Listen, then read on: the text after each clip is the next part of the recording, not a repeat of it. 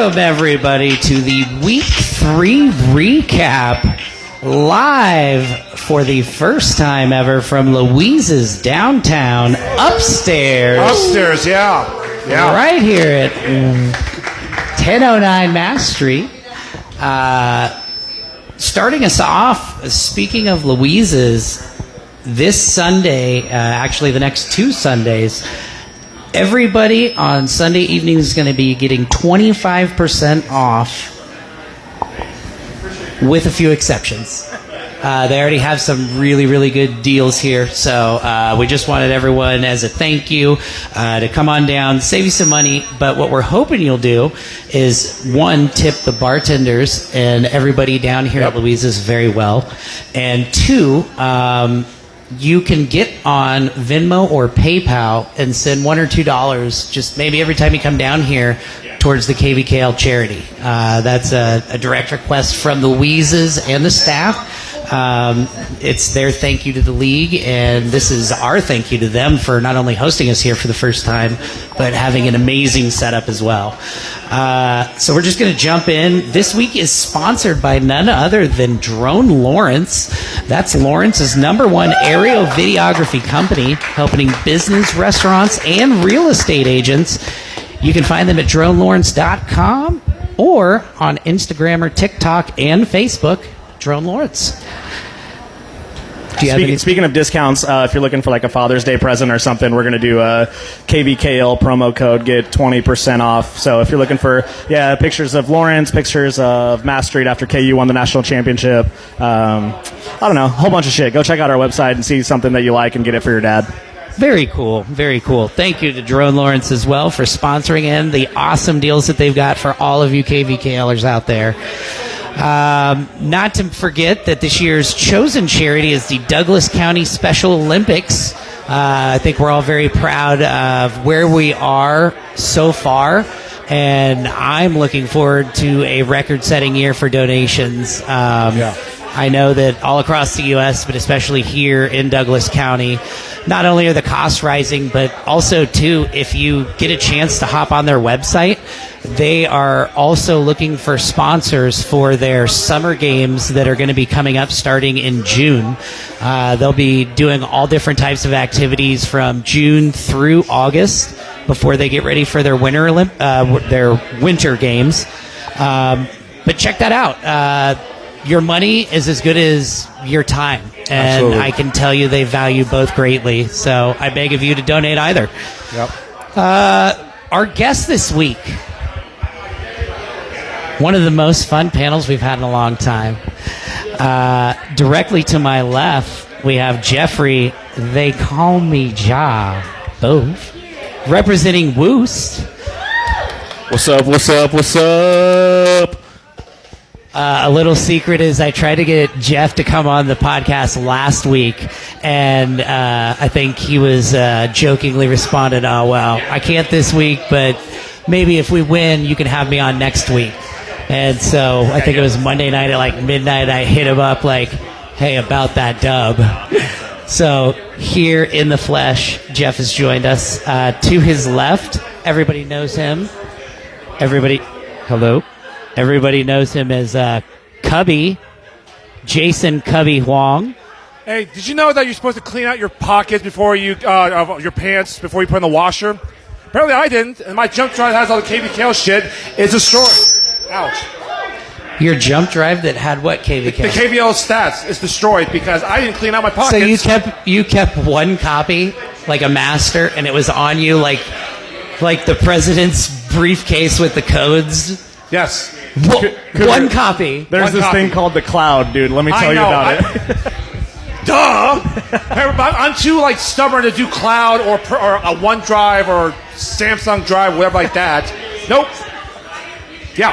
Wow. Right now, the jump drive is sitting in a bed of rice, or dry rice. Hopefully, it can be restored. Well, I'm sure someone with much more knowledge than someone who stores their entirety on a jump drive could do wonders with it. Well, Cougar, keep us in the loop. We want to hear how this turns out. I will. Yeah, I'll do that, and maybe I'll get rid of this Cubby nickname. No, you got some- It's like I watched Sausage Party according to Ben Hutnick. Oh, God. Moving on. I'm sorry. To his left, none other than Liz, the best bunner in the league car. No, that's high praise. I have a small Drone Lawrence story. Oh, I can't wait. Yeah. Well, so at Christmas, my mom likes to give us calendars for the next year. It's like over a decade running tradition. In the last 3 years, I've sent her the link to the Drone Lawrence calendar, and she has not gotten it for me yet. Oh, no. Send her the discount I try code. every year. Send her the discount with code. a winky face, like, hey, this is a cool calendar. Have not received it yet, but keep my fingers crossed. Sometime. Yeah. Well, I was going to say something nice, but is it rude to call your mother a dream crusher? I don't think that's rude in this case. Not in this case. My mother is. And last, but certainly not least, the one, the only, Seth Revenge of the Sanchez. So we're going to have a lot of time to get into a lot of different things, but I wanted to use this opening salvo to talk about Busker Festival. And we got all the tips counted and delivered to Clint today, $2,534.14. Oh, my. So One less day. one less day, yeah. We matched the previous output in one less day, so less work for more pay. Sounds good. So good job. I appreciate everything that KBKL does for Busker Festival. Honestly, that event would not run without you guys. So it's a partnership that we really value as Free Staters, and something that we're going to continue on as long as you guys are down to keep volunteering. Oh, undoubtedly. I know that it's one of the high points of the year for a lot of people, myself included. Didn't get to donate my time this year because there was that much, a It's day. in demand, I think yeah. it was filled within 24 hours. So Sean, it's kind of like trying to get Taylor Swift tickets. You got to click on it yeah. as soon as Seth posts the link Yeah. and just sign up. I know. I think it was Not that at bad. not even later that evening, and I had looked, and everything that was possible for me was already. We'll do taken a before pre-release spot. next year for the VIPs. Just donate to @Seth Sanchez on the Venmo, and I'll get you that link. There we go. There won't be a podcast the entire year without mentioning TS, isn't it? It's never happened. No, not in a clearly million not. years. Absolutely not, Cougar. What's your beef? There's no beef. It's of course you mentioned TS. I had no beef against You TS. would think someone so into theatrics would be into the showmanship that one Taylor Swift she puts has. on a good show. I'm not A good show? a damn good show. Do you have Disney Plus? the You want to see a understatement of the great year. show? Get on there. I probably should, but she puts on a really good show. I will give her a lot of credit. I like her. I'm not a huge fan of music, but she puts a damn good show. She has people paying those extra tickets worth the money for the ticket. She Cougar, puts a damn good show. All I'm going to say What's is that? you better study up if you have a girlfriend. In the interest of keeping us on track, we will probably if- move on to What's Kickball. this if, Cougar? Oh, well, you don't have talk the about this. inside scoop. They've only been on 6 dates. They're not official It's They're yet. not Facebook official. official. Yeah. We're just talking. It's official. It's going well. It's talking. She's tolerated me for 6 days. Okay, so Who now would tolerate me for 6 days? we need to know about the status of the hard drive and the relationship. So we got a lot to catch up I'll on keep next you week. every day on a hard drive and relationship. Fine. Okay. Deal. That's a deal. All right. YSC1 at 5 p.m. R Bar 14. With the slight defeat at the Woost. Got a couple notes. Dre scratched in the top of the third. Sam ran for him. No auto out because there was still a legal lineup. Chris Yeah. was an inside the park home run in the first inning. Not only inside the park home run, sorry to interrupt, that was an inside the park grand slam. We had bases loaded. Chris Herman, shout out, is I would say maybe top 15, top 20 kickers in the league, and I'm perfectly fine putting that on record, mostly because I did recruit him to the Woost. He had been in Lawrence for, I want to say, probably 3 or 4 years before I finally put him on the Woost, so shame on literally everybody else. Chris Herman. Yeah. So, probably shame on everybody else in the league for not recognizing this guy's talent. Because not only did I pick him up, I picked up his wife, absolutely. India Herman is also an excellent kicker, so just shout out to the both of them. And, shout out to me for picking him up, too, so. Dan, Dan with an in-the-park home run in the bottom of the third. Great teamwork between pitcher and first for the third out at first. So, like you said, with the inside-the-park grand slam, 5 runs in the first, and you guys never really looked back after that. Yeah, it was they definitely caught up. They consistently scored. I would say we've had a couple innings back-to-back weeks where we've scored 6 or 7 runs, and I think that this is all shout out to our captain Dan Malga, who's done an excellent job, I think, figuring out our lineup. We're definitely all right. I'll take a little bit of credit for it too, but I think we're definitely benefiting from, I would say, more defined roles this year. That's been a big thing that I wanted to implement as I took on the captainship with Dan this year. But, we're a vet team. We also have, 20 people when everybody shows up. But I think the camaraderie is good. It always has been. If you ever play the Woost, we're, good people, and it's fun to play.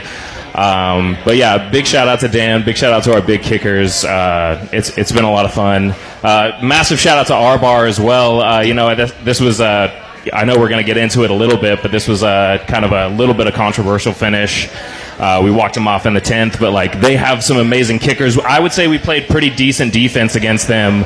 I would say we're not a great defense, but we're a good defense, and they still scored 14 runs on us. They made it really difficult on us. We were able to lock down in the 8th, 9th, and 10th innings, which was nice, but otherwise they scored on us pretty consistently, and it wasn't a lot of errors. So with the comeback starting in the 6th,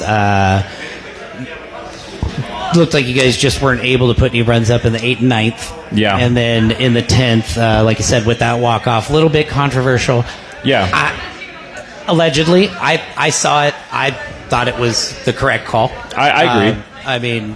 So as long as the correct call is made, then not much to talk about. So, sure. Controversial or not, what happened on the field or whether it didn't, everybody got together, they talked about it. Also from the vibe I got was the general consensus from the crowd as well. Yeah. Cougar, I think you had something on it. No, I know it's Chris Robinson from Arbor had a long, novel to talk about this. I'll only, read the third part. Basically says, no hate on the refs or Woost. Tucked away to end the game that way, and neither team wanted to end it that way. Huge shout out to Woost and their captains. It was a fun game. Ton of respect on both ways. Ultimately, we made a mistake. But what made it a discussion about whether he was on third base instead of scoring, unquote. There's more about the actual controversial call, but I'm sure you'll talk about yourself, Jeff. Yeah, for sure. Like I said, it was a no-out situation. We had Dan on second and Chris on first. Sarah Rock came up to kick. That kick was caught. Chris came off first base. They threw it to first for the double play. Dan went to third. They gave it back to the pitcher. The pitcher, unfortunately, then didn't lose control of the ball, but did throw it to second to try to tag up because they had thought Dan may have left early.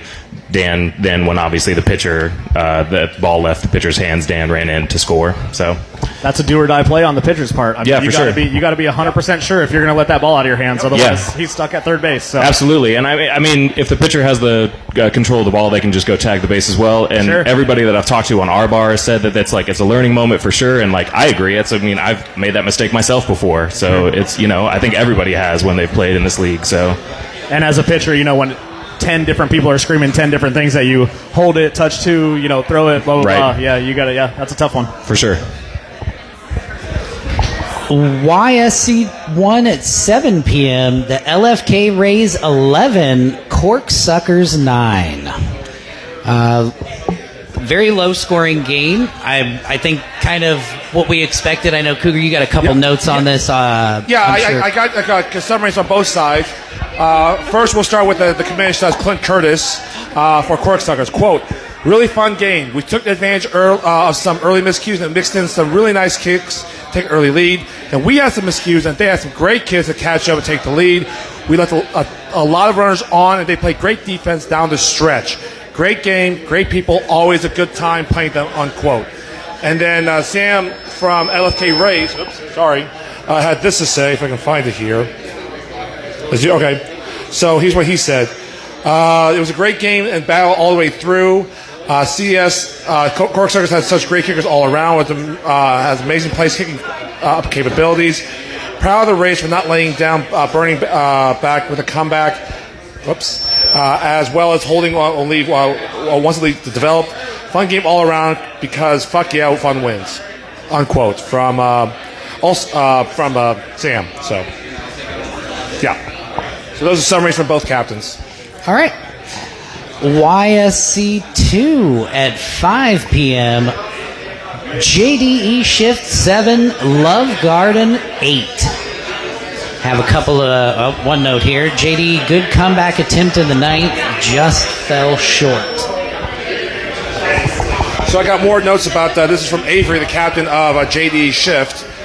Quote, the wind was gusting in from left field. Our pitcher, Mendoza, kept us in the game by making a big play at the plate, one at second, and almost an amazing play at first after I played a hard grounder from Tyler Wolf to her with my foot. Their right fielder made some plays that kept the runs off the board for us. We were down 5 in the 9th. They got 4. Thank you again, emergency sub Rachel. She had never played before, but kept us from forfeiting. Watch out for coordinating her bouncy pitches. Their shortstop kicks very well. Excellent game by the umpires, unquote. Meatballs! That was from Avery from JD Shift. Yes. Yeah, it looks like looking over that scorecard or the score sheets for that game, 6-3 lead through 8. John Denver plating 4 in the 9th before getting that last out. Looked like they had a runner at first, but like I said, a little comeback there staged, but just not quite enough this week. YSC 2 at 7 p.m. Red Lion 5, Ghosts, woo, 6. Wow, when's the last time the Ghosts beat Red Lion? That had to be a while ago. First time ever. Hey, did you guys tell them it's not a rivalry unless they win? Oh.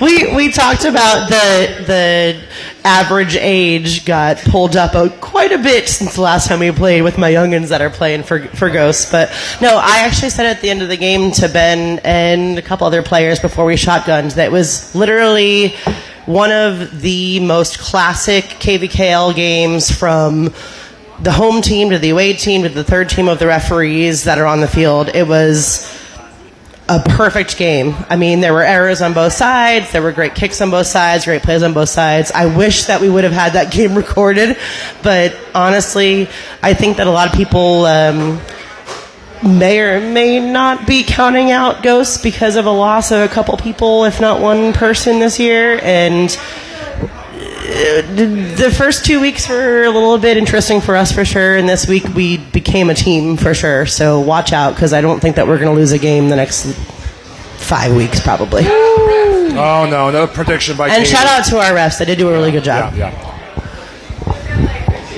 So I got Ben's summary since he doesn't want to talk up here. Thanks, Ben.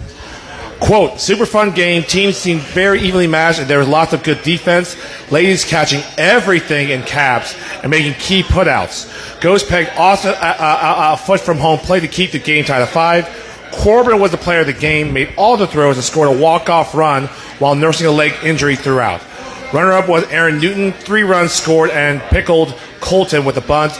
Loved those kids. 10 out of 10 would do it again. Let this be a playoff matchup, unquote. Yeah, I got to catch the beginning of this game before we headed over to Hobbs. It was really good. I think it was, 5-2? I got the score sheet. 5-3, I think, through 8. And then, well, no, you guys led the whole game, and then Red Lion tied it in the 8th. Ironically, my team didn't really understand what was going on in the game because we were so focused as being a team finally in week 3 that as we went into the bottom of the 9th inning, I said to them, we just need 1. And I must have yelled that 5 or 6 times to multiple players in our dugout.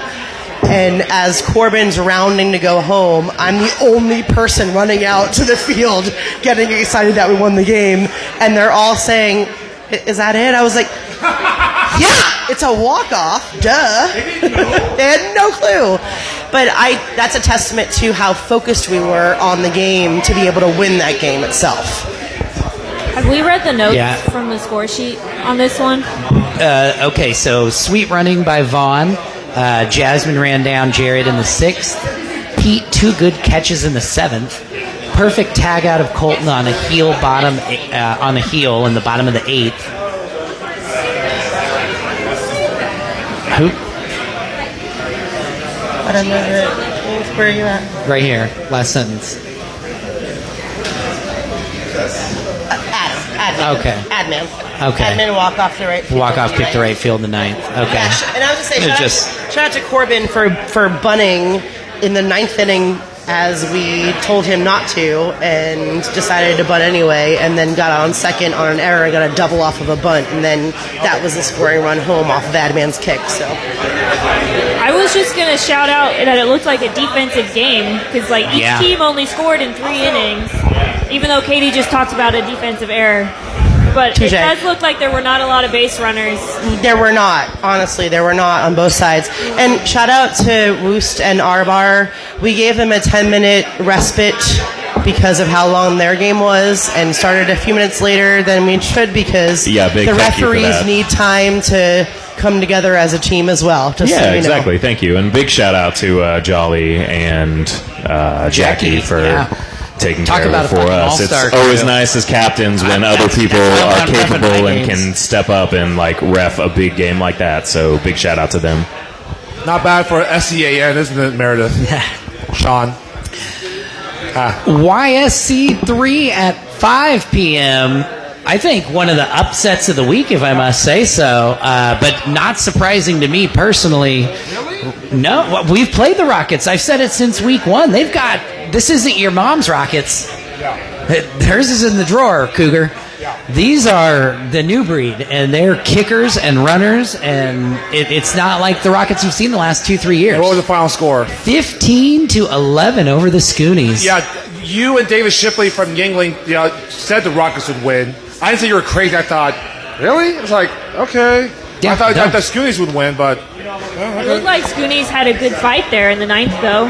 They scored 5 in the 9th. Yeah, scored 5 in the 9th, just falling short. I mean, so they, the score was 15 they doubled their score. So, it's let's 15-4 not at short- one it was point? it was 15-4, and the Scoonies did. I want to say the last. Yeah, they scored 6 runs in the 8th and 9th combined. So it was 15-5. Here comes Sean. Here's the leader of Team SEAN, Mr. Donnelly, fellow board member. Go. I've seen enough. Come on, Donnelly. Fucking hate talking this shit. I do not like talking. Does bartender Frank have anything to say? He's more handsomer Frank, what than do you think? Frank, I want to hear your thoughts on this. Get over it, pretty boy. Frank was there. Frank has a much cuter voice than Sean does anyway, so. Oh, wow. I mean, all right. The W in Frank is silent, How we doing? but deadly. I will say that loss hurts. My hamstring hurts a little bit more. But if we play like we did in the 8th and 9th, you guys got some trouble on the way. Not next week though. So Dude, like we're in a slump. We haven't played well. Like Empire got better, Rockets got better, and shout out they're improving. And I will always talk, even though I hate fucking doing this, when I talk about the teams that are in the lower end, because they deserve fucking recognition. And the Rockets have been done great, and so has Empire. They're not even listening. Whatever. Empire has done great. indeed, Yeah, because they've gotten better. So we're talking about it on the podcast because look at us. oh, we will get there indeed. Wait, Sean, wait. But shout out to fucking Empire and Rockets. They've gotten better. Scoonies, we just kind of treaded water so far. To the Scoon. I just Thank wanted you, to Donnelly. shout out the Rockets players who have the red sequin short shorts because those are awesome. Yeah, I saw Jason, my fellow There's like Jason several go. of them. Yeah, though. Jason I go. have My fellow Jason, he wears it. He's brave for doing I that. think Marissa does too. Yep. Yeah. Anytime he wants, he can put the thing down, flip it, and reverse it. Moving on, YSC 3 at 7 p.m., Jazz House 2, the Recess Rejects 5. Great base running from Janie to score from 2 in the 4th from Damson 2. Cougar with the notes? Yeah, I got notes here. This is from Rick McNeely, of course, the owner of Jazz House and the captain. He said, quote, Jazz House team played much better this week now and had my regular crew back. Defense was pretty solid. We still have a lot of work to do offensively. We took several steps in the right direction on Sunday. I'll have my full squad this upcoming Sunday. I don't think we're going to beat the Harpies, but I think we might make them nervous. Recess Rejects played a good, solid ball control game. We just couldn't get our hits to line up properly. This is from Rick from Jazz House. Yeah, getting runs on the board there in the 5th and then in the 9th. They ended the game with bases loaded. So it's not like they didn't have a shot there. They had a nice little chance, a little comeback that kind of stalled out. But for a team, especially that hasn't really been the same yet. No. I know you can say, I have my regular team back, but I know the teams we've seen in the Game of the Week, Electric Boogaloo, the team we saw week 2, and then the team we saw this week are all vastly different teams. Yeah. But the one thing that they all have in common is how much they've improved each week. They've been in games with Yingling. They've been in games now with the Recess Rejects. Young Spine was bad. Big. Young Spine, you could say it was bad, but I mean, no offense to anybody involved, but to me that was kind of expected. I think Young Spine's not exactly treading water there in the upper 15 portion of the league. They were missing 8 players that game. They were missing 8 players. So, but I mean, having that continuity maybe and having a starting lineup, those are 2 great starting points for your season. Yeah, absolutely. I think Young Spine is going to be a huge mover so far, and we've already seen that. Absolutely. I had trouble ranking Young Spine today. I put together some rankings, and it's just like, top 12. What is their ceiling, man? I mean, they could be top. They could make the quarterfinals. If the bracket breaks right for them. This is my challenge to Young Spine right now. Their ceiling, I think, is top 10. I want them to prove me wrong because I know that if not 10, this year, within the next 2 years, they're going to be competing for cups. Just throwing that out there. Prove me wrong this year. I don't want to see a quarterfinals or semifinals I could eat, But no one wants that. Prove me wrong. I think you're a top 10 team, and I want you to show that you're even better. That's a KDKL success story because they languished in the 20s, if not the 30s, for a long time. And last year was a breakout year. A long time, 7-3. They went 7-3. Yeah, and they kicked the shit out of us last year. I've kind of always seen them before, and I was like, all right, that's going to be a close game for us. It's going to be a good game. Completely underestimated. So I think Cougar could probably check me if I'm wrong, but I think they were the second biggest mover last. Or Liz, we could look it up, but I believe they were the second biggest mover last year. Okay, and they're I think. What did you guys have in that preseason, like 15, 16? Preseason, I think they were... Something like that. I think it was, lower than that preseason. Okay. But this, I mean, 13, coming from last season to this year. But I think this year, with their capabilities, they're going to push for that biggest mover again. It's a 3-team race. Back to the game between Recess Rejects and Jazz House. I asked your fellow Sean, SHAWN, Mr. Edwards, for a summary of the game. Unfortunately, another W. A W, exactly. I know. For a winner. Not EAN like Jolly and Wilson and Donnelly. I know. Unfortunately, Mr. Edwards was not at the game because he had a quad injury. So get well soon to your fellow SHAWN there, Mr. Meredith. So Mr. Edwards, Sean, get well soon. So he knows summary of the game, so he wasn't playing. So you're the only Sean. Well, of course you are. Duh. YSC 4 at 5 p.m. Taco Zone 6. Johnny's 12.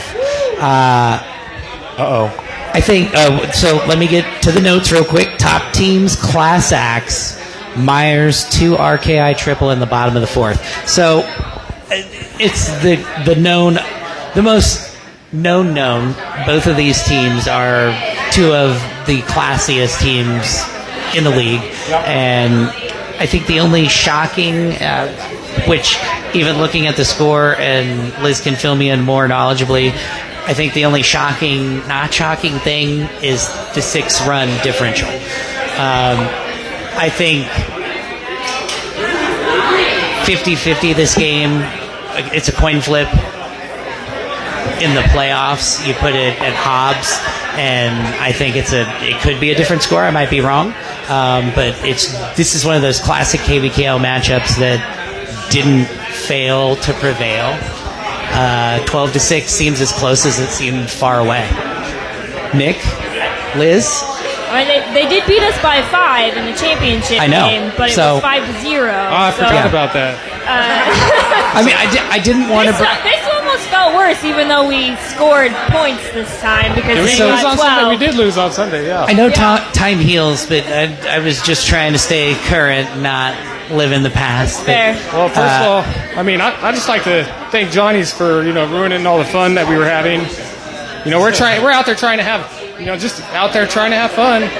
Johnny's just comes out and got to be super competitive. It's like, come on, guys, get your head out of your I hope ass. the sarcasm comes through on that But one. we are gonna play, put the protest on their win until we see every player from Johnny's that make sure they signed a waiver. So until then, the game is not over. Anyway, I had greatest fun. thing ever. It was Michael Linton's birthday. Happy birthday, Michael! Happy birthday. But on that Sunday. Oh well, on Sunday I missed that. Sorry. So when I texted him Belated happy birthday, I was like, may the best team win, and he was like, can we tie? I actually hate ties. I think they're boring and anticlimactic, but I enjoy playing them because it's always fun. Their kickers are unreal. Like they found every hole. We did some shifts on defense to like anticipate. They still found every hole. I feel like Zach is not definitely a robot. He kicked one ball to me at shortstop, and I considered dodging it. Is that the one that you caught? No, that's not the one. Not the catch No. of your life. I did have not a nice the catch catch of the over. game. So I do have to shout out Nick Devon because all last season before the game he would just throw rockets at me at different angles to teach me to catch with my hands. Yeah. And I got a good one. And look at you now, Yeah. bunting, catching, Yeah. next it was thing a close president. game until the 6th inning. It yeah. was 6-6. And then our offense, I think, just kind of petered out, and theirs did not. Yeah. So It kind is of what it the is. It was still fun. I reached out to Michael and I said, tell me a good fact about Johnny's today. I want to say something interesting. And he said, in games that we've started with 10 players or more, we've won about 15 in a row. Their only loss was when they had 9 against Lawrence Shirt Factory last year. And he also wanted me to point out that they kick 12 almost every single week, including They do. obviously 4 ladies, which that's fucking impressive. Like, shout out to Johnny's for turning into a buzzsaw and running with a lineup of 12. I don't know if that's ever been done They before. have a newer lady, too. Emily. yeah, She Emily. hits bombs. She's good. Yeah, three for 4. I don't know if this is her first season. Maybe it is. I don't know. Maybe it's not. She's good. 3 for 4 with a run scored. I don't know. I heard Zach's cousin was like one of the newer ladies. All their ladies played great. I think almost all of them scored. All of their ladies. Indeed. Did yeah, all Tina, of their ladies, I think, scored. No. Oh, not Megan. No, Megan didn't But score, Megan but had she some was beautiful 4 for bunts 5. up one, yeah. Like their ladies combined 4 for 5. We had a lot of base runners. Looks like we stranded a lot of base runners. I'm looking at a score sheet now because I can never remember after the game. 10 for 13 from the ladies Yeah. Yep. Wow. against Yeah. Kansas Taco Zone. Yeah. So yeah, but looking at that, like you said, 6-6 game going into I believe the 6th, and then just kind of the story of Johnny's scoring pairs. 2-3 runs, immediately getting back. Slide your hand down I want to do a shout out though. Slide your hand down. Oh, anyway, while they're doing this, I'm just going to shout out Kenny for starting our 9th inning with a double. We were hoping for a good rally there. It didn't work out, but I wanted to shout out Kenny for a great kick to get us started. I want to talk about my old teammate Austin Myers for 10 seconds too. Hitting an RKI triple over the left fielder's head. I'm like, do you just go to Johnny's and get 30% stronger because you did that like twice in 7 seasons with us, and you're just doing that in your 3rd game ever? Give me a fucking break. Sandbagging. YSC 4 at 7 p.m. Sod Squad 9, Young Spine 20. Come talk talk about your game, Tyler. This is Tyler from Young Spine. Hello, Tyler. It's good to see you again. Hi, I'm Tyler from Young Spine. So what happened? You know, they started really strong, honestly. We didn't make adjustments for the wind that was going on that field. Despite watching Johnny's do it against KTC, we just ignored that. So Sod Squad really started strong on us. They put 3 up right off the bat. We answered pretty quick, but after we made some adjustments, we were kind of able to shut them out and keep adding runs on.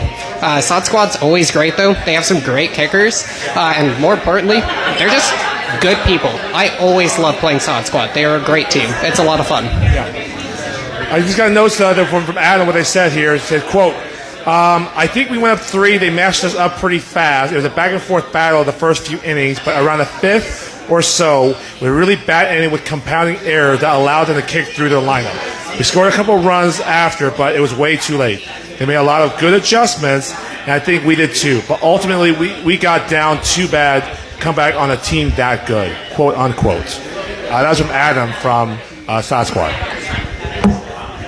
I don't think there's like a sort on the website anymore for runs scored, but Young Spine's got to be the top scoring team in the league. They've got 57 runs in their last 2 games. Behind the scenes, we'll publish it. I don't want to have to go through and add everything else. I had something for that, except my washer machine killed it. Thanks. Sorry. Well, either way, 57 runs in their last 2 games. So that's what, 64 total on the season. They got to be the only team averaging 20 runs a game. That's ridiculous. I think you're right. You have to be right, yeah. And most importantly, Owen actually participated this time, so I guess he could stick around. Because you mentioned, last week against Jazz House, he was the only one that didn't score. Yeah, he had to score. You'll keep him on the team. That's very nice of you, Yeah, Tyler. he got 2, so he's earned his spot. We scored 56. Oh, God. No, I'm just... That's 56. Oh, I thought about 48-2 against JR CrossFit. No. I mean, in 3 weeks. Oh, okay. Just runs scored. We put up 56 in 3 weeks. Sorry, 48-2 is in my head for a long time. Young Spine's playing far better competition, so no comparison right now. YSC 5. Well, before we get to that, Cougar, why don't you tell the why don't you tell the folks where we are right now? What do you mean? You're not kidnapped. Where are you standing for the first time ever? First time ever? Okay, you mean the Louise downtown? Louise's downtown. Louise downtown. Yeah, it's been a while since we've been to Louise's downtown. This time upstairs, yeah. Right here at 1009 Mass Street. Don't forget, the next 2 weeks, Sunday night after Game of the Week, 25% off. Don't forget to tip your bartenders well and donate $1 or $2 via Venmo or PayPal, and that's going to go straight down to the KVKL charity. That is straight from the horse's mouth. Sean without a W. Right as he walked by. Hey, that's Mr. Donnelly, a double entendre. Mr. Donnelly, would you like to care to rebut? Hey, it's double Sean Tundra. A double entendre. Indeed. All right. Bottom half. YSC 5 at 5 p.m. Late fee. Well, I mean, of the... Bottom half. Well, the bottom half. The south half. South half is south half. The southernmost. Southwest. Southwest. That's true. That's true. Southwest. That's true. Well, I'm just looking numerically. The South Regional. Yeah, representing the South region on YSC 5 at 5 p.m. Late fees 9.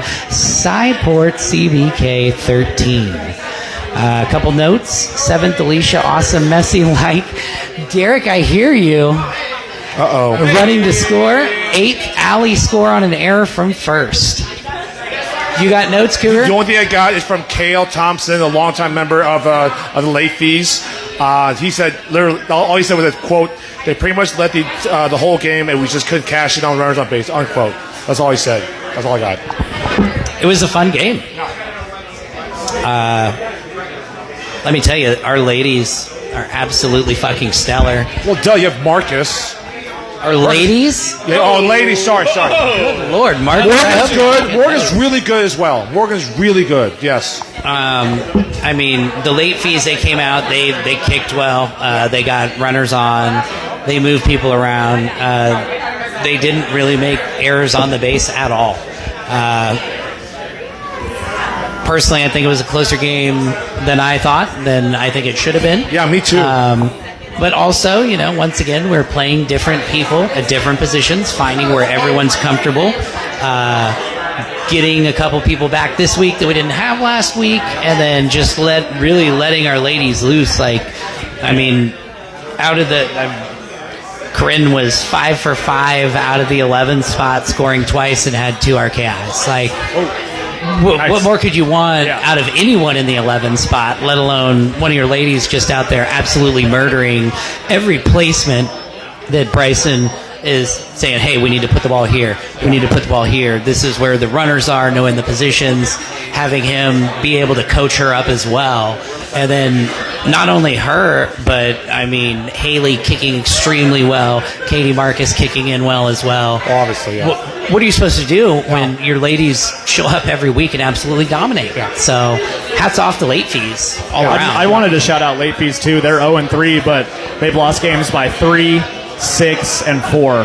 They're not getting outclassed by anybody. And they haven't had an easy schedule. Yeah, it's not like their schedule. Yeah, they played Red Lion, they played Recess Rejects, and they played you guys. So it's not like they've got a ceiling, in my opinion, too. all top 20 opponents. Yeah. No, definitely.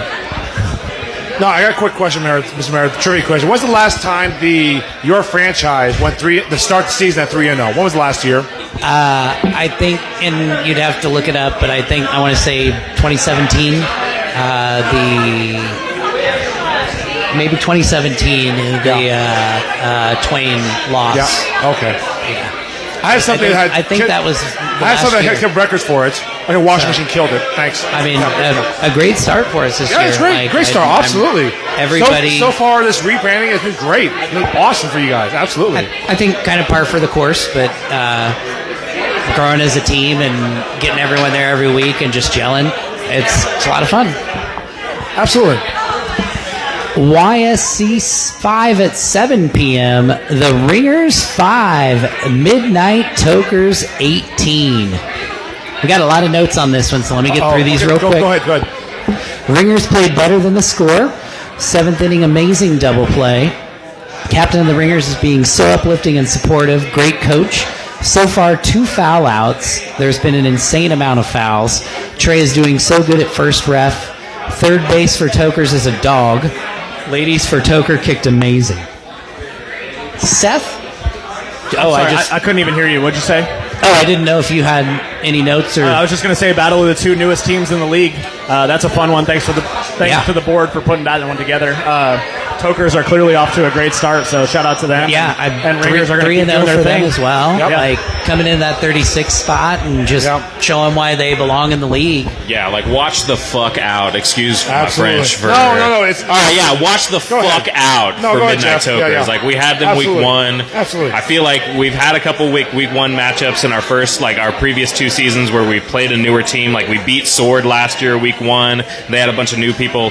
Midnight Tokers is not a new team. They're gonna fuck you up if you overlook them. They are a very good team. Yeah. They can kick very well. Watch out for the Tokers. I think I saw that in the official AP poll release, they were up to 18. So I don't remember. That sounds right. Yeah, I put it together and then I had to jumping halfway up in 3 weeks. So welcome to the league, Tokers. Yeah. Cougar, you got some notes on that? I asked, Barry Littlejohn, the captain of Midnight Tokers, for a summary. All he showed me was gifs of Rasheed Wallace. They pulled the trigger saying, both teams play hard. Good night. God bless. That's all he said. And David Big Poppy Ortiz just putting hands in the air, celebrating. That's all he showed me for summaries. Is Rasheed Wallace and David Ortiz. That's literally it for summaries. I'm not joking. That's all he did. See?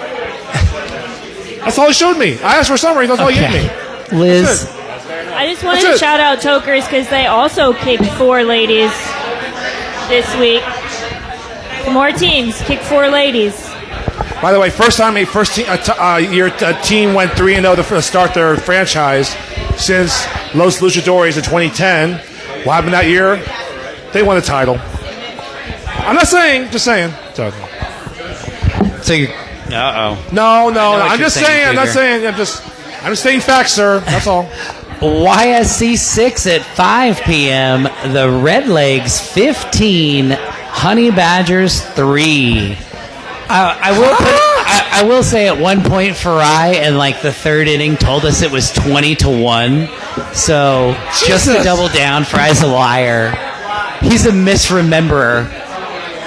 He was spreading misinformation. 15-3. The only note that there is on there is Trey inside the park home run 6th. Liz, did you have some notes on this? I was just going to shout out another team kicking 4 ladies, Redlegs. I'm very excited to play them in 2 weeks. I think it's going to be fun. Oh, yeah. Cougar? I got summaries on both sides. Let's start with the Honey Badgers, Kenny Caberline. Let's see. Let's see. Was missing 3 players, 2 key starters, Brooksy, Aaron, our pitcher, and Alaya, our second baseman. Had to shift the lineup and defense around, and I think it caused a few unnecessary errors. Been going through all gauntlet top teams since the beginning of the season. We haven't been able to get our track kicking-wise. I scored 3 of our runs against Redlegs, which kept popping up and kicking into bad situations, which has been a real downfall so far this season. And he said that, I'm excited to come back on Sunday and show the league the Badgers are still not to fuck with. And unfortunately, Corey Roberts injures the ankle, stretching the first base, the bottom of the 9th. Probably best deep kicker, lucky to break anything, but a pretty bad sprain. Probably out at least a month. Redlegs are the real deal. I've said that for the beginning of the season. I think our full team and me had a little better headspace. It would have been a much competitive game. But hats off to them and good luck. They're giving a lot of teams problems. They're a solid triangle, top to bottom, great legs. And, and that's just for him. And if you want the other side from Nick Benton, the captain for Redleg, I'll tell you what he said. Let's see. Offensively, we were confident we were better than we were going to be able to. We wanted to kick where we wanted to, advance runners, and score where we could. We were focusing on putting runners in scoring positions with 0-1 outs and kicking away, locking in runs. Something we can do against Giants till late. That was last week. Take the runs that we can, and then we're up 10-1, start cruising at 15-3. Defensively, we've been on fire. Our outfield's been incredible. Jack, our center fielder, has case to be the best in the league. He said that. Due to the blanket, same percent of the outfield is insane. James being out, we want Angel to get reps at catcher. Trey Prips at pitcher. Our triangle is awesome this game. Jordan had a couple incredible plays. Jose is the best first baseman in KVKL. Jesus. Oh, these are some bold statements. I know. Jack and Jose. There's in no their positions. Short wow. Okay. Tonight. I played pretty well at third. Wait. What? Nothing. Keep going, Cougar. I played pretty well at third. We have been focused on killing the lead runner and been phenomenal at it. Communication has been awesome, just rolling. Badgers are a good team, man. I just think it'd be 28 teams in the league. Kenny is still a dog. Jordan and I knew at the end of last year we were primed for a big jump forward. It's going to be a fun year, man. I agree. Redlegs are primed for a big year. And, being top 10, that's not good enough for Redlegs. I think they're vying for top 5. They lost to Johnny's by 2. To break. They only lost to Johnny's by 2. That's a great result. I'd hate to play them next week. Yeah.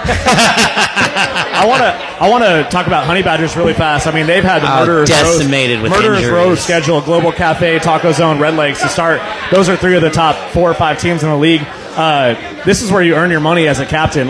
It's all good to be a captain when things are going well and you're winning games, but when you're losing by 15, 14, and 12 in the first 3 weeks, keeping everybody together, keeping everybody happy, and I got faith in Kenny that he's going to do it because those guys always keep the mood positive. But that's no fun to start out 0-3 and get waxed. I've joked with Kenny for a while about their schedule and not even what I think we'd kind of consider playing to expectation when you're a certain level, you're a certain caliber team. When you're a back-to-back Twain champion, you don't say on face value only, that's an 0-2, 0-3 team. Yeah, they're going to compete. Well, if you said that about the Honey Badgers, you're absolutely fucking wrong. Yeah. Because last year they faced injuries and adversity and defended their Twain championship. And I'd expect them to not only be right back there, but probably competing to defend it for a 3rd consecutive season. They got to want more than that this year. I'm sure they want to surpass the Twain and get they do. Further. I would say they probably had higher aspirations, but injuries just...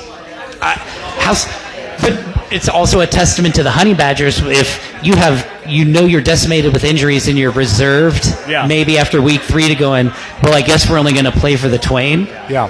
I think you're in a good spot as a franchise. But let's go to Red Legs real quick. Give credit to Jordan. Like 2 years ago, that franchise, Red Legs, got gutted. A lot of players left the franchise. So basically, Jordan had to start anew with new players, talented, but again, acclimated to the sport, to the game, and as a team. And 2 years later, look at them. They're a top 10 team, but they have bigger aspirations to possibly get in the top 6, 7, or 5. So, I give credit to Red Legs. Look at them. It's like, I know it's early, but they're the ones that are like, hey, it's not just the top 5. We can, get by for them. So, Red Legs, I'm impressed. Almost in a similar position as the Harpies once were, I think. That climb up there is really hard and takes a lot. I will say when we played Red Legs week 1, they had a full dugout. They had a lot of people on the team, and as we've seen year over year, teams that run with 12-13 when it comes to the playoffs typically do better. Having a deep roster throughout the course of the season might help you. Are they ready to make those tough calls in the playoffs and say, hey, you're kicking once and fielding once, and then we're going to run with our 10 best, our 12 best? So we'll see. Yeah, and that's the thing is, you got, once you get everybody to buy in, that's when you get to that, whatever level you're at, you're going to get to that next level. YSC 6 at 7 p.m. Oof. Empire 19, the Ball Beavers 2. Brant, Come on up here. One quick note. Arvell hit an inside the park home run. So, Brant, I'm going to give it over to you, but I will say, scorebook alone, or score sheet alone, it was over after the first at-bat. Degenerates 2 wins down, 3 to go. So, strap in, because we're getting it done. And I'm going to come back every week and fucking remind you about it. No, I told my team at about 9 o'clock that morning, bunt the fucking ball, do it until we're done. And that's exactly what we did. We scored 7 in the first round, kicked all the way through. Arvell had an in-the-park home run. Our outfield fucking played phenomenal. No errors, none whatsoever. They played no errors. They made no mistakes the entire game. So going from last week when we lost by 8 to LFK Rays to now we flip that around this week. We also had 4 bodies out last week. So last year we lost to Scoonies, we lost to Late Fees. Those are games that I want back. Late Fees, I can't wait to see you later this year. So Triple X, you're going to be a game that I want back next year. Bald Beavers, they are learning. I will definitely say that. They had a couple things that they were working on. But overall, they've got some guys who can kick the fucking ball. I definitely had to move our outfield deeper a few times, tell them back the fuck up. Like, this guy will put it over your head if you're not paying attention. So, yeah, my team played phenomenal, and I'm fucking thrilled about it. I'm going to echo what you told me, Brant, last Sunday night, what happened. You told me, not word for word, you told me it felt pretty damn good to be on this side of a beatdown after all those years on the other side there because... Yes. Yeah, now, you told me. Yeah, and we did not, my whole mindset going out there was like, I want to run rule them because I know that we can do that.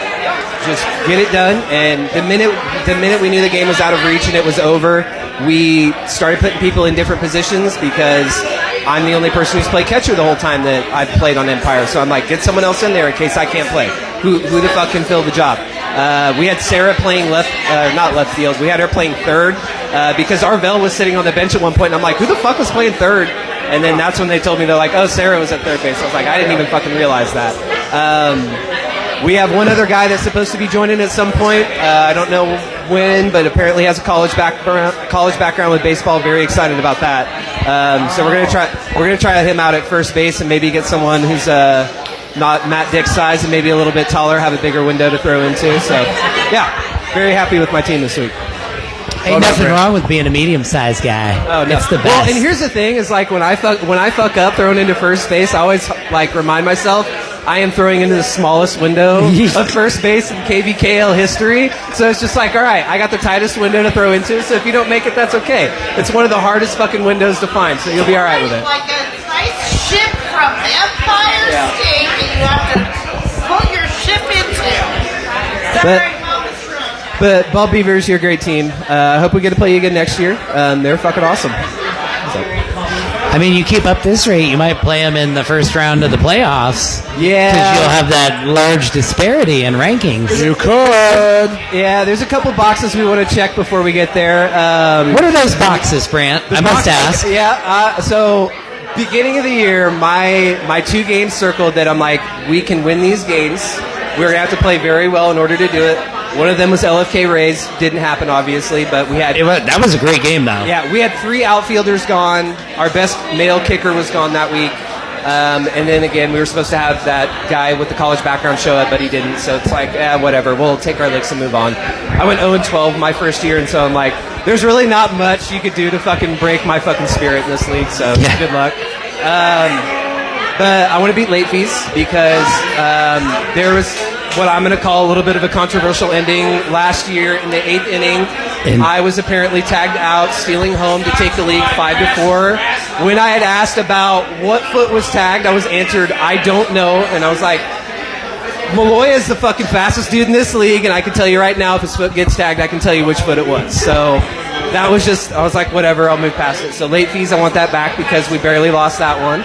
I'm very excited to play Cyport because obviously Sign. I'm gonna go full teacher mode on everyone. Says before E, I, or Y.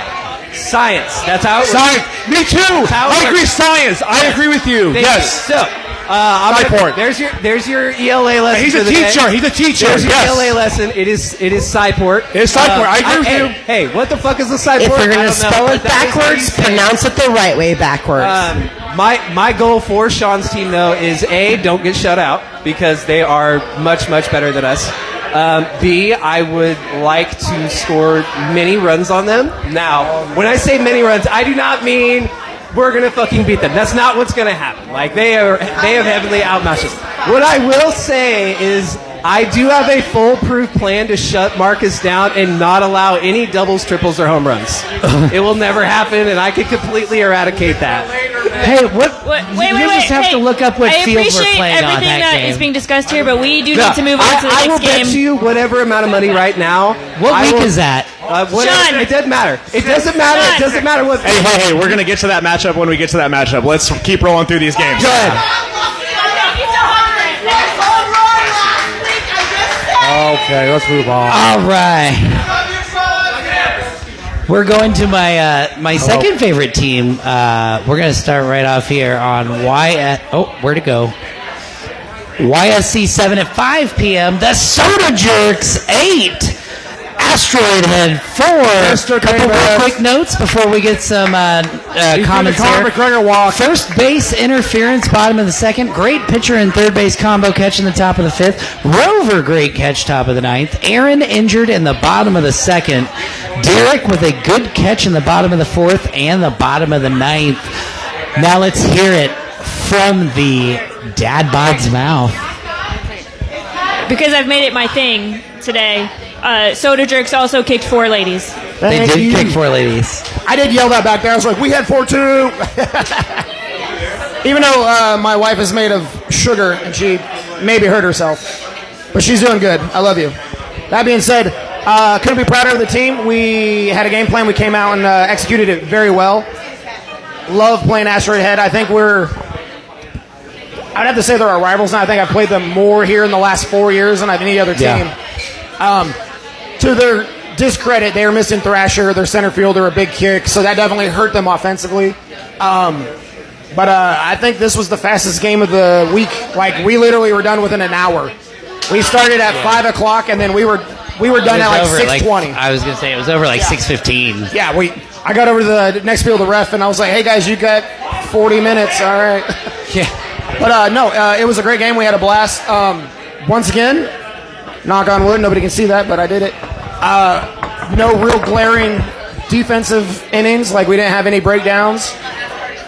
They scored first, and then eventually we scored. We got tied 3-3, then we had a good breakout inning, and we just held them on defense. It was wonderful. Another good question, Cougar. For you, rather, sure. was the last time you guys started 3-0? Started 3-0? Yeah, I think it's been a while for... Without knowing, because I don't know and I don't keep these stats, I don't think in my storied history of a captain, I don't think I've ever been started 3-0. I thought they've 2-1, but a great start for the Jerks this year. Also, to me, expected, and that's not on a shortness of any sort of competition. Playing very, very good competition. I expect a lot out of you guys this year. God damn it. Yeah. I'd love to see you in the plate finals. All I know is the cream of the crop rises to the top, and next week, I'm fucking feasting on tacos. Oh, we'll get that. I just heard that Derek wants to go over. Oh, no. We'll get to that. This is a personal challenge. If you don't bunt at least once... I'm my team's best bunter. I just want to see that foot race. I want to see Kenny field it and beat you to first. He'll just casually jog and just run me out. Oh, dear. We'll get that later. That's all I got. Next. By the way, I got a summary from college, not much on. Hurry. I'm sure it's deep and profound. Hang on. Cougar, once again, just I got it. A lifelong battle with This is from technology. Colin Ledbetter from Astrohead. Quote, probably the best weather of the season, fun game. I think we lost, but we had a great time on the field with our friends, the Jerks. That was literally an unquote, quote unquote. That's all I had. All right. YSC 7 at 7 p.m. Rick Rollers 12, Yingling 7. Malloy, come on down. David with the sneaky sneak top Rick 4. Rollers, come on Rick down. Rollers. Oh, we have a note here. The Rick Rollers PSA. Rick Rollers need to turn in their equipment well before 9:50 p.m., even if you're hungry. Oh my gosh. Malloy, his tummy was rumbling. That as well, sir. His belly button was rubbing his backbone. Yeah, that was my fault. I want to apologize to Avery. We were late on getting the clipboard. You know, after we play, you want to get to the concessions and get something to eat, so that won't happen again. Probably get them a 12-pack. About our game, we had another meltdown. It's been consistent. We had one week 1. I don't think the score, was it 7? Yeah. But other than that, we know we got to clean that up. So I've kind of implemented with the team in the middle of the game. Let's just huddle up, get the inning, get the score, kind of make the adjustments there, and then go back and finish the game. So kind of break up so we don't make the mistakes avalanche and stuff like that. And to your credit, you guys like really aggressive on the base pass, try to force the issue against Yingling, like bunts and kicks. It's like you guys took extra bases. Usually Yingling are a pretty solid team, but you guys use your speed to basically make them make faster decisions, and they couldn't make them on time because by the time it was too late, you guys took extra bases. Yeah, so we're kind of figuring out we're a bunting team. There's nothing wrong with being a bunting team. We have speed. I put it in the group chat that they were going to bunt block like they did, but it's kind of hard to grab the ball and throw it to first when you got people running right past you. Like, it's hard to do. So usually there'll be a male that's bunt blocking at first, and they'll throw it from first all the way to 3 to get the force out if we have 1 and 2. But seemingly, even though Yingling had the bunt block, it didn't affect you guys. You still bunted towards bunt block, and like most of the time, you were not affected. Right. So we just emphasize to keep bunting. We know when we bunt, we score. So that's just kind of the mentality we're trying to be. Go, Liz. I was just going to talk about Yingling for a second because they also kicked 4 ladies. Yeah. And I see a good stand in the 7th inning. It looks like they scored 6 in the 7th inning to make it a little bit closer game. Yeah. So I wanted to shout that out. But then Rick Rollers also scored 6 in the 7th inning. So that must have been a really long inning. You want to say something, Marisa? Yeah, that was a really long inning. And I want to say, for the girls, it was honestly on Yuling, it was 3 back-to-back girls that were getting on and, was really starting that rally. And I was like, holy shit, ladies fucking get it. All the ladies, the base runners there. And it's that's what started it. And I was like, okay, good at girls. But also, just a little something for Sod Squad next week. To remember, our ladies are also fucking killing it. We had,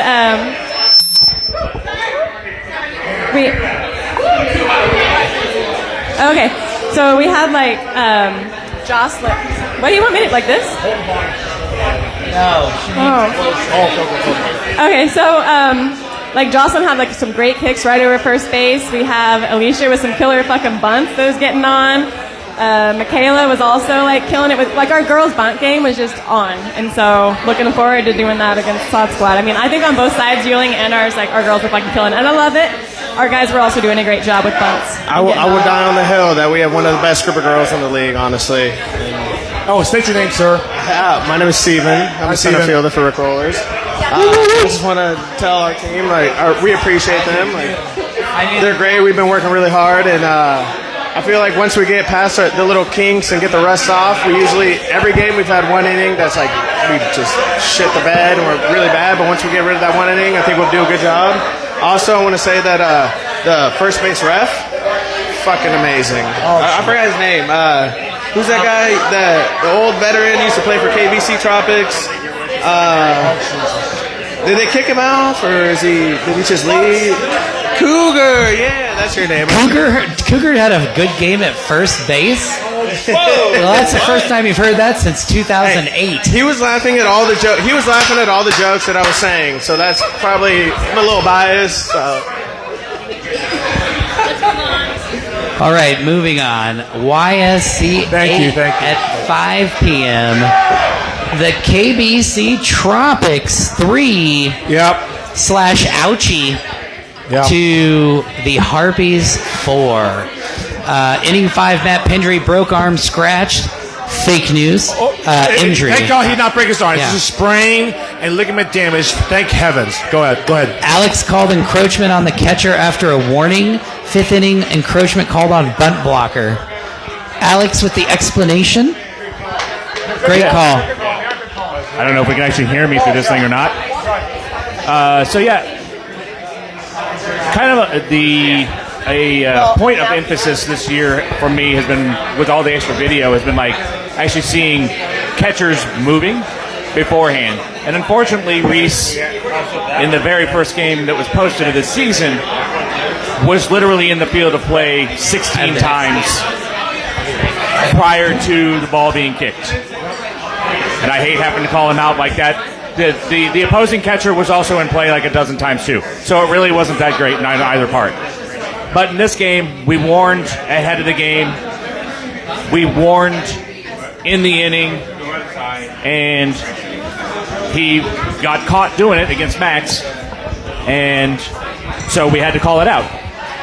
The unfortunate part is that the ones that we didn't call, like the next 4 immediately afterwards, were also that way. But just as a reminder, as a catcher, you get the opportunity, more or less, you get the opportunity to kind of tense, kind of load yourself, but not go forward, and not lean over the line, and move your head. You can watch the ball. But you don't get to be moving forward when the ball is live before it's kicked. Super quick point of clarification. Can you take a drop step? Can you step backwards? As soon as you move, take your foot up, you're in movement at that point. Okay. Yeah. Which I think some catches does do a little bit of a slide. Yeah. It's nitpicking if you don't move your foot up. The other thing that I wanted to point out is that you were reffing first base in this game, which I really appreciate first base umpires keeping an eye on that, because I typically ref home, and a lot of times you're watching the foul line, you're close to the action, the crowd will get on you and they'll say, hey, their catcher's moving, and it's just hard to tell from that close, that quick. So I do appreciate a first base umpire keeping an eye on it, and it's something that I think more first base umpires should do. No, I was going to say, as far as you, Alex, as a first baseman, I've seen that, the catcher for the Tropics didn't move, and you warned him a couple times verbally, you're moving, and after the third warning, that's it, you moved again, and you got Max's award first base. I'm not surprised you saw it there, because you saw that far away that, he was moving, and you each and every time, so I had no hesitation. Well, first of all, I'm not a captain, I'm your sucker's sponsor, so I'm not going to argue the calls. Well, I don't anyways. But I trust your calls that you called it. Catcher interference being moving. Same thing with bunt block. That if she would have been a 4th foul strikeout, but she crossed the encroachment line. You saw it, even though it wasn't your line. Lined up in the encroachment line. She was like really skirting it really She was hard. put inside the Inside the line, which I felt real bad because I was like, please step out, and then they kicked and the ball. She kicked out, and she got call it. And I told you after the game, I trust your calls. And I know you for the longest time there, Alex. I trust you. So, but let's read some summaries from the games here. I'm sure. Yeah. So I hate to harp on Reese on this because unfortunately he's just the one that happened to. Yep. Dover apparently did warn him several times after. I believe him. Also. Yeah. But never called it. Even though I was pointing at Dover and I was like, "You're you didn't call it. Anything else? Call it. Call it. Yeah." And so he started watching again, and he just never called anything else. I could have called another half dozen on him in this game alone. Sure. And I feel bad that I didn't. No, you don't feel bad. If a foul, infraction is an infraction, even though you're at first The point base. of this is just that, hey, if you're a catcher, please just don't move. Just be a until the statue. ball is kicked. Just be a statue. Yeah. And if I'm repping and I see it, I'm calling it. Yeah. So let me go to the summary, sir. Let's go to the losing team. That was the Tropics. My captain, Ryan Pendry. Quote, "We dug another hole we couldn't crawl out of. Regardless, I'm proud of the way we fought, especially after Matt fucked his arm. Again, sprained ligament damage. He's out 3 to 4 weeks. Thank heavens, not broken. Again, after losing our third baseman, we fought our ass off with a chance to tie the things in the ninth. I have no doubt we're going to get things rolling before too long." So that was from Ryan. And now from Stacy, let's see what she said. I think our defense stepped up, did a great job. We had very little errors, if any. We're still working on our offensive lineup since losing our top 4 kickers from last year, but we're still working out the kinks, unquote. Just seeing there, they play a very solid defensive game. Talk about the Harpies. They do need to work out their offensive line because they lost a lot of people. They lost Josh, Becca, the 2 Wills. I mean, it's going to take a while for them to get their offense lineup back in order because those are huge losses. We played them week 1. I refed them week 2. 100%. That's what Harpies has to work on is their offense for sure. They all know that. Yeah, I know. It's yeah. So credit to Harpies. Moving on to Hobbs Park at 7 p.m. No. Oh, we still sorry. have one more game at YSC 8 to talk about. It's D-Holes at Lawrence Shirt Factory. The final score, 10-16 Shirt Factory. Ari wanted me to shout out D-Holes for scoring 10 double-digit runs. And then I'll hand it over to Alex to talk about his game. Go ahead, Alex. Y'all motherfuckers forgot about Dre. So I know there's a lot of things that have been said on the podcast about the last 2 games of us. Well, we've literally played the first-ranked and fourth-ranked teams in the game in the league. And it shows. Look at what Johnny's is doing. Even Post House, we'll cover that in a minute, but even Post House, they're a phenomenal team. Yep. Johnny's is a phenomenal team. Yeah. There is a gulf between fourth-ranked Post House and anybody else below them. That's a gulf between. Just a gulf? Yeah, it's a large depth of you've got to really play. Yeah. Like Shirt Factory did last week. And I really wish the Channels were still up here. They went away again. Yeah. Oh, there's one of them. There's Aaron. So this gentleman, Aaron Channel here, played out of his fucking mind in this game at catcher, and this is his first year doing it. I'll trade you mics. Hi, Aaron. I don't know what was mentioned here. It was a good game. Just started. D-Holes started on us early, 7-0, something like that. That's what I couldn't tell earlier or not. Oh, okay. Okay, it was 7-0, something like that, and then later in the game we came back and fought back, ended up beating them by 6. It was a really fun game. I thought it was reffed really good. D-Holes came out hot. It wasn't like we were making errors early, anything like that. They were just kicking good and running the bases well, and we weren't getting on base, and they were making great plays.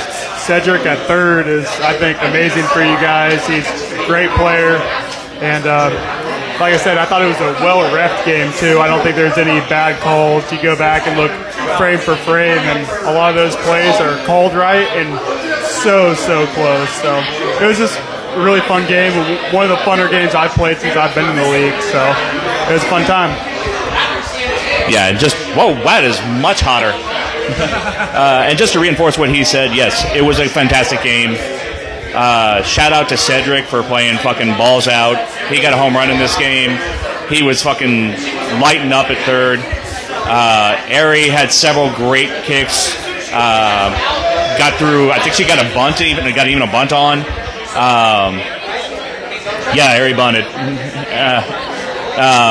Amber got on with a long, really beautiful bunt that went fair the entire way, but they just kept trying to play it like it was going to go foul. Bickle and Ariel doing their usual offensive shenanigans on the plate, on the bases. We didn't have Sam for our center field, so we had to put Corey, our new guy, out in left field. He held it down well. AJ played center very well. We've got 2 brand new ladies also. Since Megan is kind of taking a step backwards and just playing enough to get eligible. So, yeah, we played 2 brand new ladies in this game and a new guy in this game. And he's got talent and experience from before, but it's a different level when you're playing, the teams we've been playing so far, and he's been handling it pretty well so far. So, shout out D-Holes. We did great. Shout out Shirt Factory. I wish we'd beat you, but, it was a great game. We had fun. Always going to have fun playing those guys. I don't think we've read the notes yet, but Amber painted the line in the 8th with a bunt. Cedric had a home run with errors in the 8th to tie up the game. And Ian, unfortunately, had a collision at first base in the 7th inning with Paul Santos. So watch out for those folks rounding first if you're the first base defender. No, we had one in our game, too. By the way, real quick, still, Shirt Factory against D-Holes, to quote LeVar Ball, never lost. Never lost. D-Holes. On to Hobbs Park, 7 p.m. in the warm, loving embrace of the week. Oh, no. Global Cafe 21, Post House 5. Oh, there's our favorite chili pepper. Hi, Cal. Take the mic, please. Why aren't you sitting down? You're making me nervous. Yeah, talk loud in that one. I can't hear myself. Is that a good thing or a bad thing? It's on. Can you hear me? Hello? Okay. Cougar, sit down. You're making me nervous. Are you nervous? I don't know. You shouldn't be nervous, Cal. You should talk about this public beating. Yeah, this was fun. Yeah, it was fun. Shout out. Yes. Oh, there you go.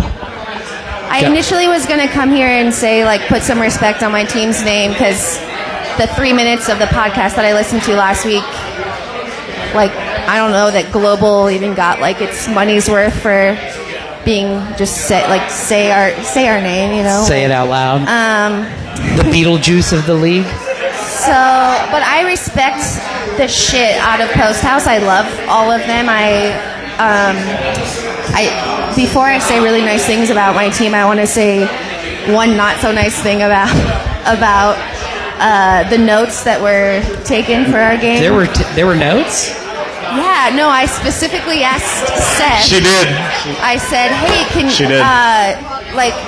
It's not even Seth's fault. It was a fluky thing where it made Trey and Simon have opinions, and when they got done screaming, I just said, "Hey, Seth, you got the book in your hand. This is a learning moment for the league. As a captain and as someone on the board, write this down so that we get it right next time because people always want us to do better, and I'm actively trying to make that happen."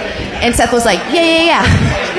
100%. This did happen. And then I looked at the notes and I was like, oh, so instead of it being a learning moment for the whole league, it's just back to that narrative of Simon and Trey being bullies that are just assholes that argue over everything. Really, it was just they both were right and wrong, and it was just weird. Let's break it down really fast. Situation. Yes. There was a play. There was 2 outs. I can't remember where the runners were. There was a play at the plate. Runner coming home. Somebody threw the ball at, I can't remember who the fuck Isaac was trying to throw it down at Nick or something like that. I, as the book, signaled out. Josh Hunt as home signals safe. Josh Hunt had the better view at it, overruled me, which is fine. And Global Cafe's argument was that the play should have been dead because it would have been the third out of the inning, and 2 runners behind that advanced to base. Josh said, you guys need to play the play through. I'm the head ref. I called safe. They were looking at me like, you called something. I was like, hey, this isn't the first time that 2 refs have called something different in the history of kickball. You got to play the play out. I guess what we could have done is move the runners back. It could be umpire's discretion, but I don't necessarily think that they would have advanced those or stopped those runners from advancing to the next base. That might be wrong. My only question is, did you audibly call out? I just put the hand up like that. Okay. There was no audible yell. Fair enough. Without seeing, without knowing, just hearing, and my training would be to play the play out. And Josh came to me afterwards. He said, hey, let me make the call. You put me in a spot there. I said, you're absolutely right. You're the head ref.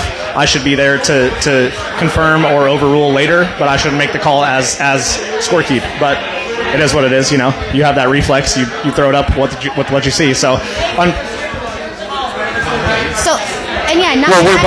booked. He's home. So whose call really is it? I just wanted it to be a learning moment for everybody, because it may or may not ever happen again, and I don't want the whole narrative to just be that. The one thing that I will say is we were both in position while we're talking about learning moments and reffing home plate at Hobbs Park this past Sunday.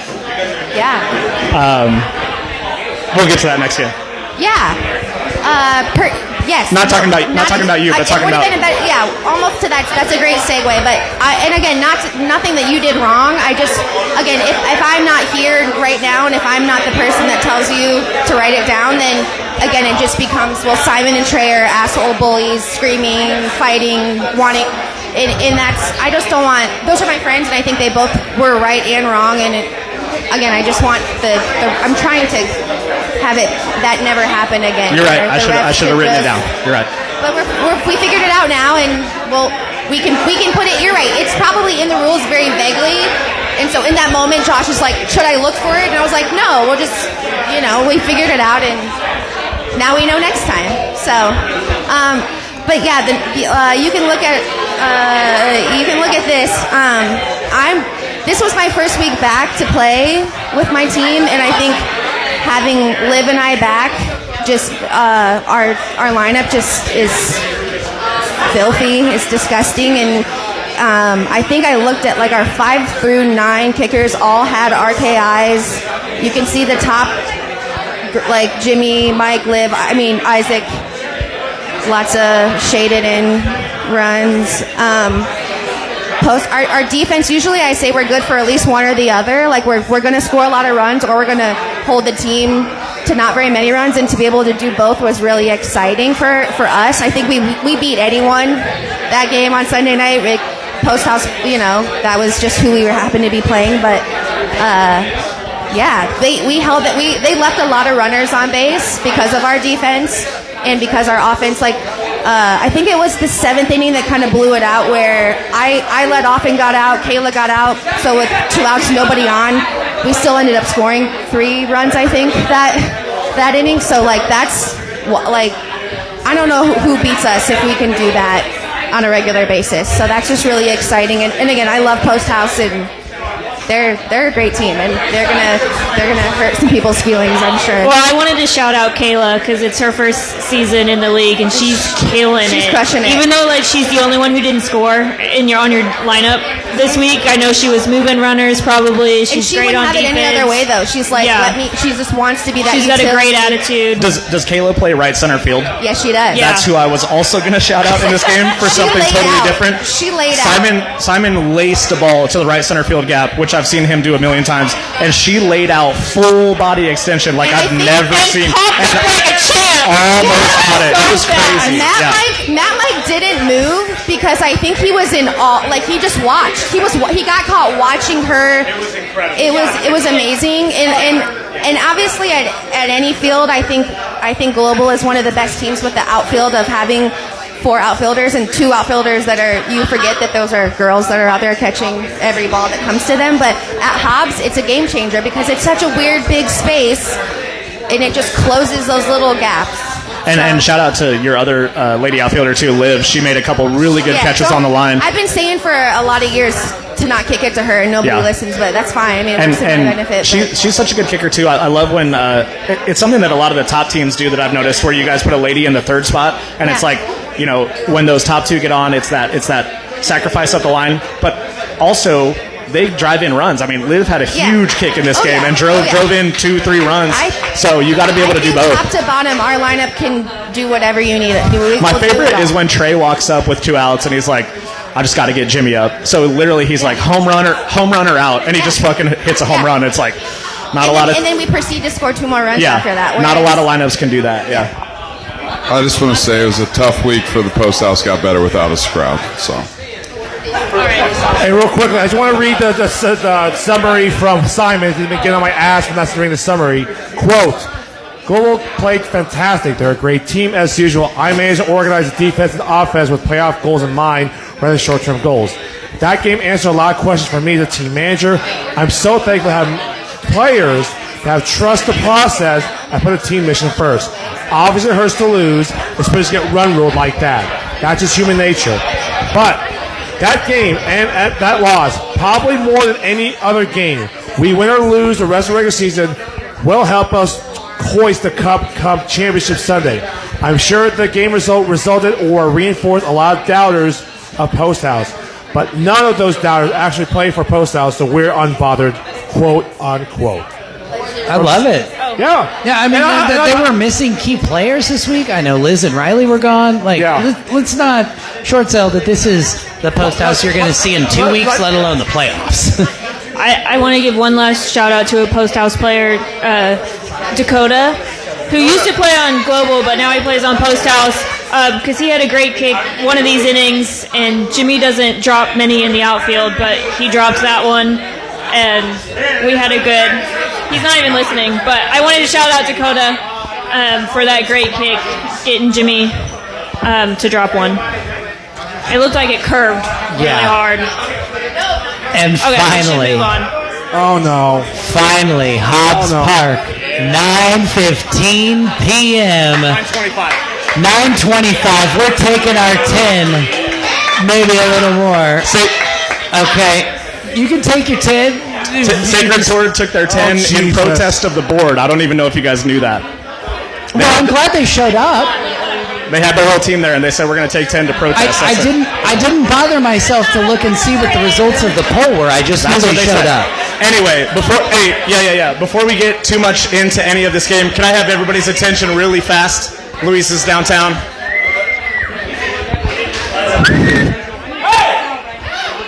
Hey, Luis is downtown, real quick. Hold on. Hey, everybody. One of the founding members of the Free State Kickball team and like an integral member of the start of this league back in 02-03, he passed away this weekend. So I just want to do a quick moment of silence for our boy Phil Estronic. He worked at Free State for a long time and was one of the characters that helped shape Free State, or helped shape KVKL. So real quick for Phil. All right, anyway, he'd want us to talk a bunch of shit now. All right, so I love you, Phil. I miss him so much. No. 6 Sacred Sword, Free State 9. Nice. Very nice indeed. Okay, I'm going to read some quotes from the podcast last week. Free State versus Sacred Sword. Courtney, we're going to need a really big score sheet for Sword. Sean, potential to be the second most lopsided game of the week of the season. We've all seen what Sword brings to the table, and it's going to be hard to stop. Emberly and Adam, Sacred by 10. Sean, Sacred by 15. Cougar, Sacred by 20. I paused, and I didn't want to say it. I brought you something. I said it. And I brought you something. I want you guys to open those up really fast. This is a first in podcast history, I think. Open them up. This is amazing. Open them up and hold them up, loud and proud. Wrong way. Hey, if we're just...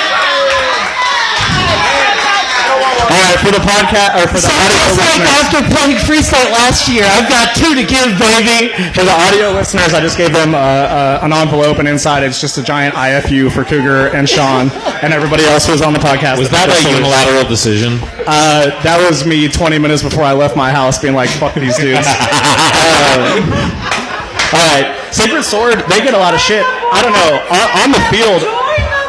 On the field, they were a fun team to play. There was like no bad blood at all.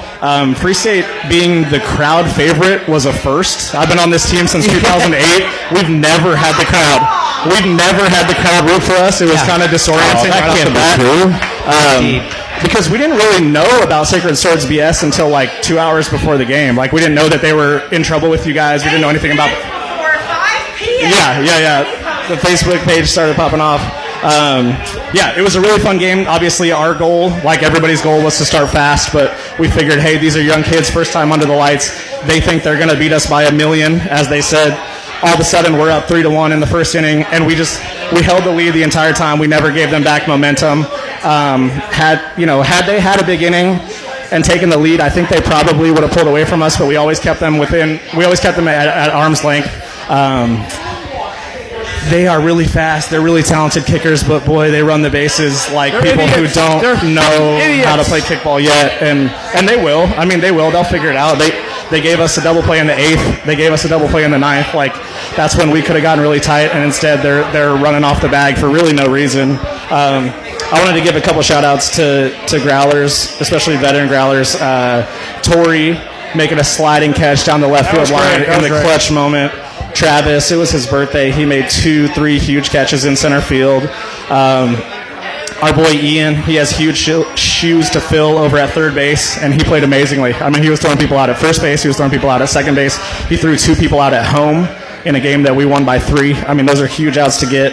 And then I want to shout out Missy. She's one of the best place kickers in the league. Like, you want to talk about pushing a bunt up the first base line when you need it, or getting a runner home from third with less than 2 outs when you need it, and she gets it done every time. So, I want to give the mic to my co-captain, Lindsay, real fast, but again, would play Sword again. It was super fun. No ill will, honestly. Like, that was one of the most relaxed games we played all year. We didn't really talk to each other hardly at all. Just the podcast. You guys are terrible at picking games. First of all, duh, Seth, we're terrible. Duh. Go ahead, Lizzie. LD. An excellent note to end on there. You all are terrible. We love you so much. Well, thank you, Lizzie. I want to give a shout out to Sword for looking backwards and not forwards. I think they were absolutely just thinking they were going to cruise right through this, and that was absolutely the fuel that we needed to go out there and prove that, veteran experience and strategy can still trump young athleticism. I hope they all stay in the league. I hope they keep playing. I hope they get better. It was a wildly fun game. Those guys and gals are super, super fast. It was, I'm not going to lie, a little intimidating to see them jumping over each other's shoulders at warm-up. But, our most experienced active player, I think, has literally been in the KVKL longer than several of those players have been alive. Shout out to Jack Loeb.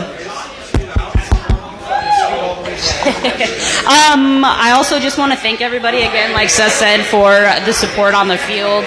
I think they were begging for a humbling experience, and it was really gratifying to give it to them.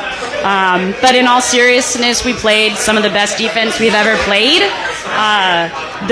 Both the first and second innings, they had runners on third and second, I think at one point with no outs. And through both of those innings, I believe we held them to 1 run. So, again, that experience there speaks volumes. And we operated small ball offense, got runners on, moved them forward, scratched 1 or 2 across every couple of innings.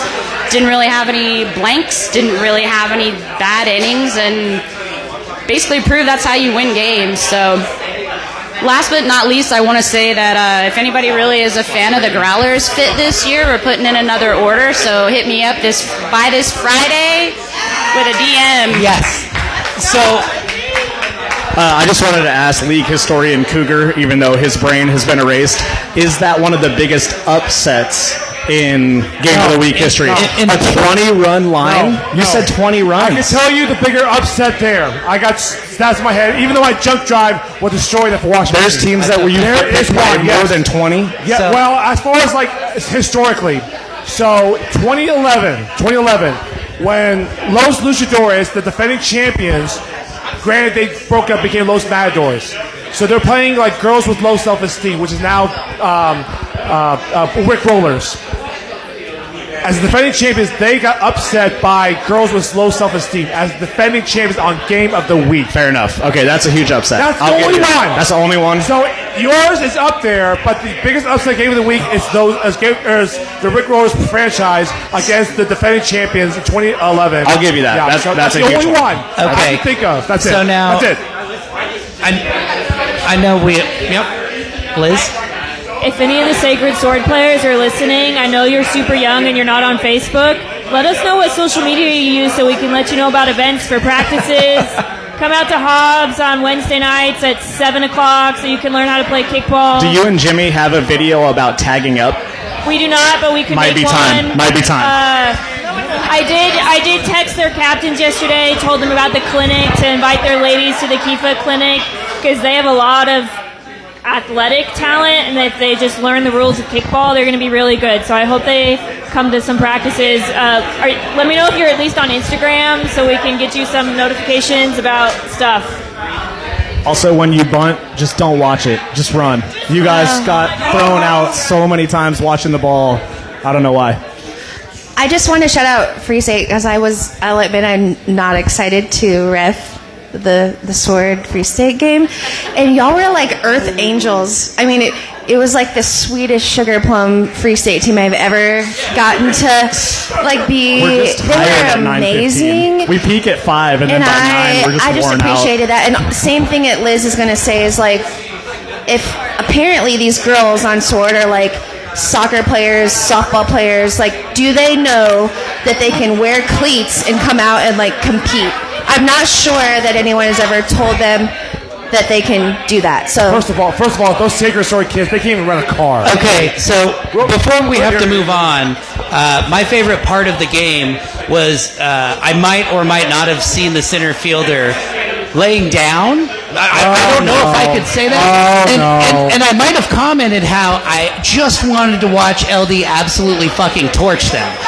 And what ensued was an absolute lacer to the shortstop, who then had to throw to the center fielder, who was may have been laying down. I could be wrong, and was not on second base. And then that led to 2 runs in the 8th inning, which led to the clamps being put on. So congratulations on another typical phenomenal showing for Lindsay, but my favorite play of the game. LD. Yep. All right, here's a summary from Adam Mitchell, who's a captain from Sacred Sword. Quote, Free State played like disciplined vets that they are.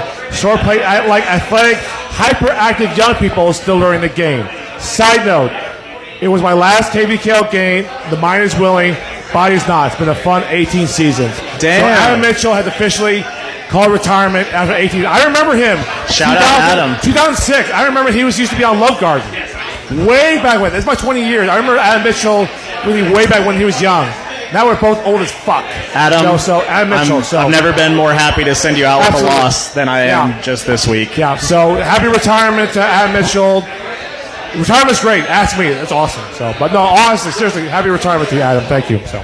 I've been trying to retire for a year and a half because my old bones are catching up on me. It's great.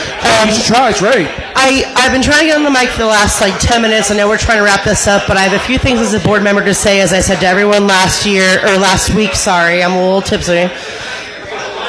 I've been on the board since 2017. I've been in the league since 2012. I have one thing to say about Sacred Sword is that my youngins know the Sacred Sword players, and I know that they were genuine in what was happening and are genuine in moving on in the league, so I appreciate their sucky cocks out throwing in the outfield for Game of the Week. I appreciate the embracing of that. I also, secondly, want to say, not watching videos that Marcus puts out this year, I can't put more proudness on every single lady that plays in this league from top to bottom, period.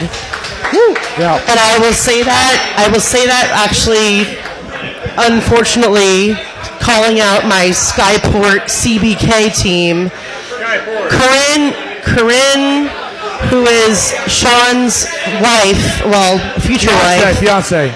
Fiance. Yep. Kicks amazing and plays so well. On that note, a stud, and hey, I will give that to you because I watched that game this week. She can kick amazing, and that's top to bottom because there are ladies in this league that are on Scoonies that kick amazing, that are on my team that kick amazing. Your team in KVKL is not only good because of how good you are, but you're good because of your ladies. Amen. Yep. And your non-binary players that also represent our community and who we are. Absolutely. On that note, Bryson, who's here tonight, shout out, posted a video about the foul whatever line, and Betsy and I got into it.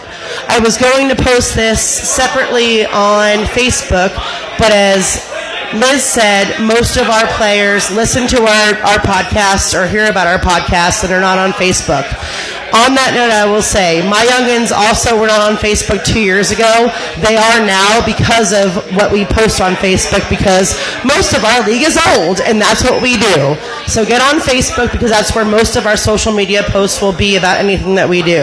On that note, I will take about 1 minute, and I'm out for the night because I need to go home and take care of my dogs, but I need to say this about refereeing.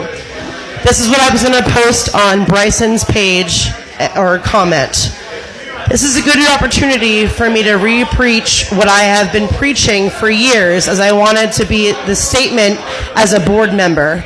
As board members, we all decide what we want to be board members and make change in the league. For me, it was refereeing. And this is what has been bothering me for years, because I've been trying to change refereeing since day one that I joined the board in 2017. I've given up on this because a lot of people don't care about refereeing because of the way that we talk about refereeing and don't allow people to give us opportunities to get better refereeing when we're the third team on the field. Sorry, y'all, I'm a little drunk. You are the third team on the field. You have a job as a team to talk to each other before game starts to see who knows what's going on, knows how to work certain situations, and talk about certain situations. If you're on the clipboard, there's a clipboard, every clipboard since 2017, since I joined the board, has a laminated sheet that has a list of what every single team member of the third team as a refereeing team does on the field. If you can't do that, then talk to your team about doing something else. I will also reiterate, and there was a lot more, and I can't read it because whatever, and come to me about talking about refereeing because this has been something that has been a passion of mine since day one that I was on the board. If you're going to start refereeing, start at third base, and your teammate should be with you. Do not start as a scoreboard person. I myself got called out 2 weeks ago because I didn't take the right notes because I wasn't paying attention. And I said to this person, you're right. I was half paying attention as a scoreboard member or a scorekeeper, whatever it is. Just talk to each other, please. Amen. I know I've heard a lot of people in the last few weeks say to me that the third team on the field hasn't talked to each other. I know Bryson and I had a call where it hit someone's shirt and we talked for a second and we didn't even talk. Just talk to each other. Amen. That's really where I'm trying to get at as a drunk idiot right now on the mic. Just talk to each other as the third team on the field before, during, and after, period. I fucking hate talking, especially in front of people, but I'm going to fucking build off of what she just said right there. So if you guys were at Game of the Week last week, I was the first base umpire, and I made a couple of calls that were wrong. and I looked at my home plate umpire, and I called it out, and they said safe. I was like, no, you're right. You're safe.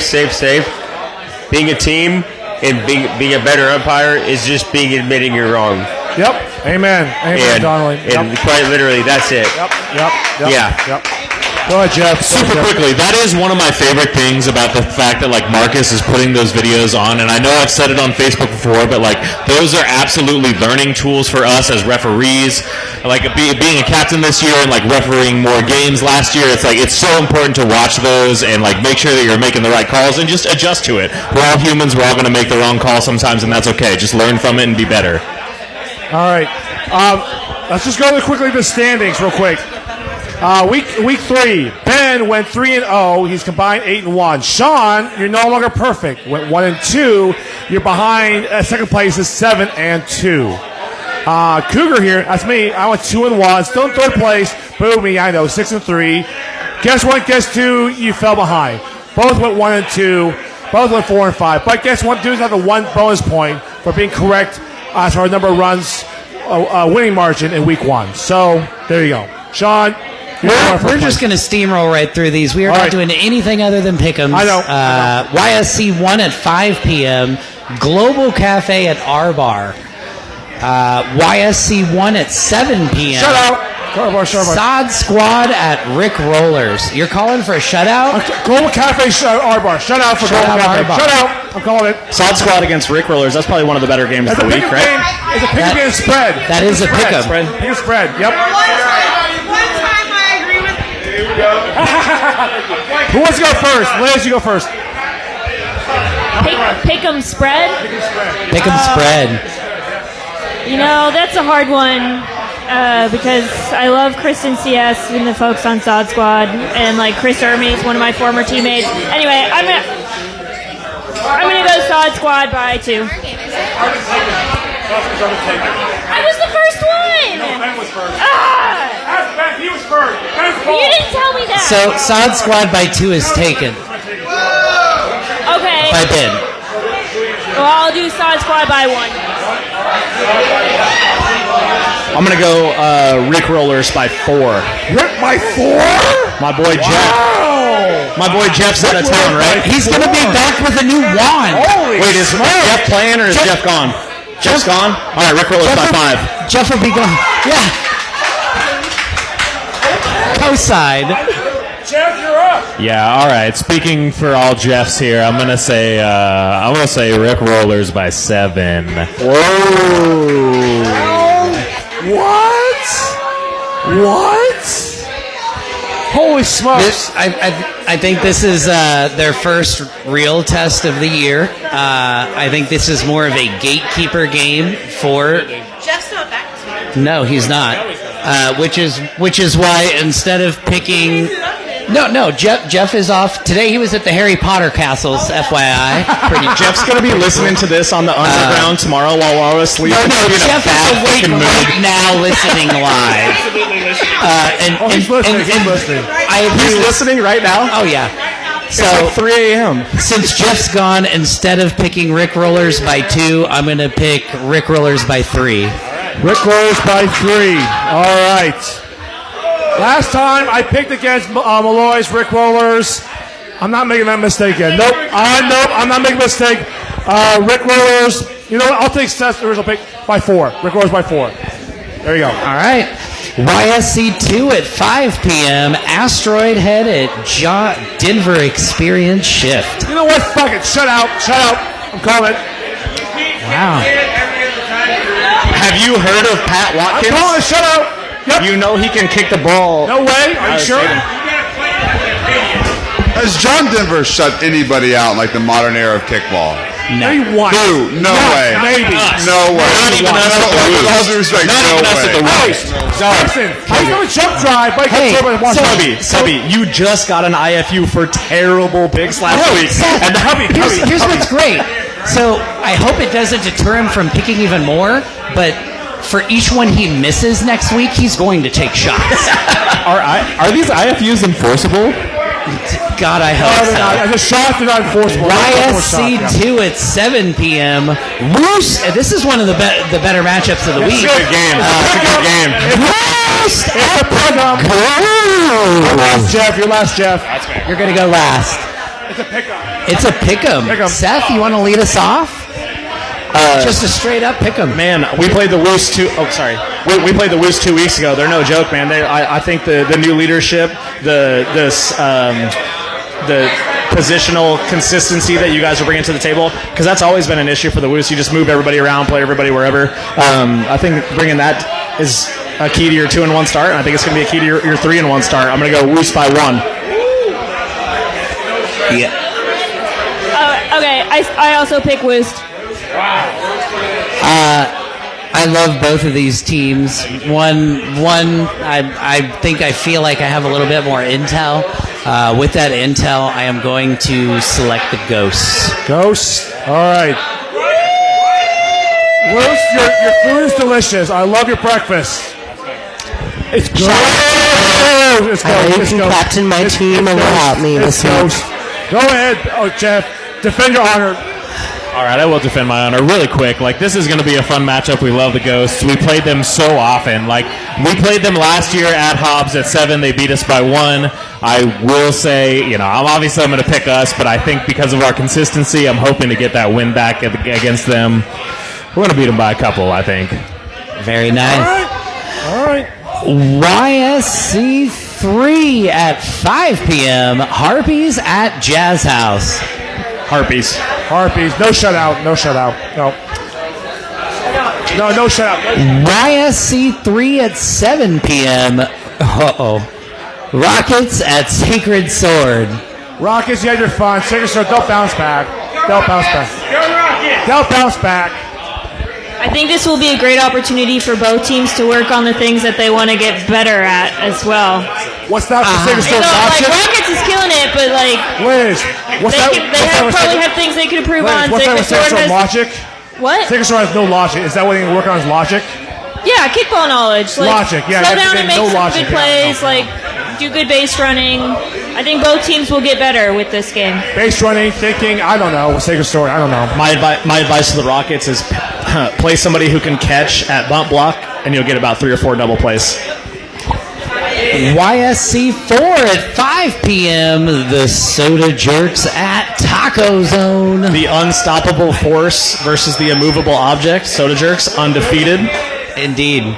Looking to keep that streak alive. I know Derek said he was ready to eat tacos. He's Conor McGregor walking at Liz right now.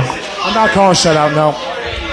I'm really sad I'm going to miss this game. It is definitely not going to be a shutout. Our team knows not to sleep on Soda Jerks. Here's Derek. He's clearing his throat. Hi, Derek.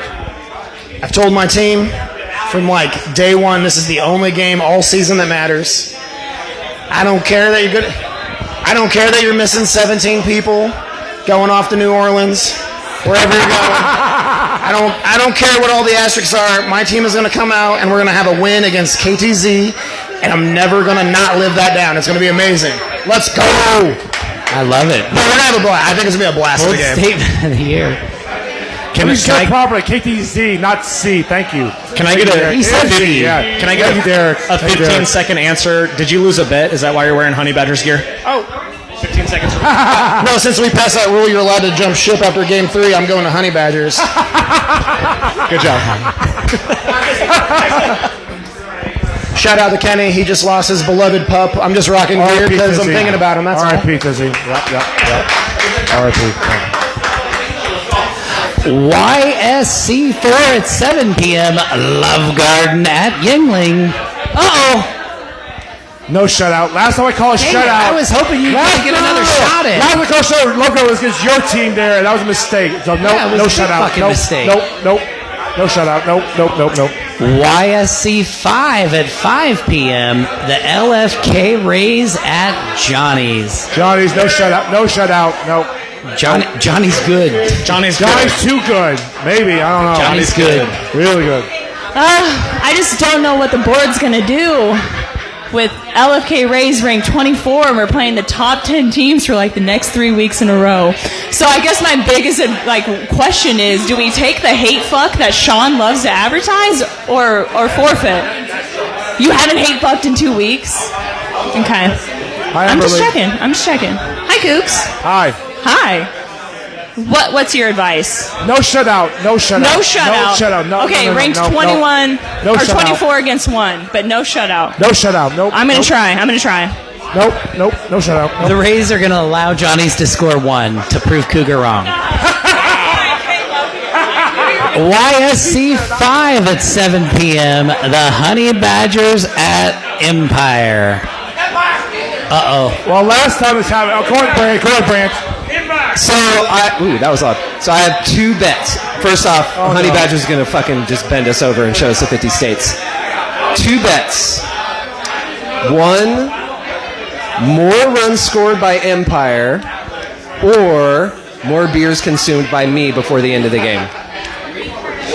Which one do you think's going to happen? I'm going more runs. Branch, I'm not betting man. Don't ask me. I'm not betting man.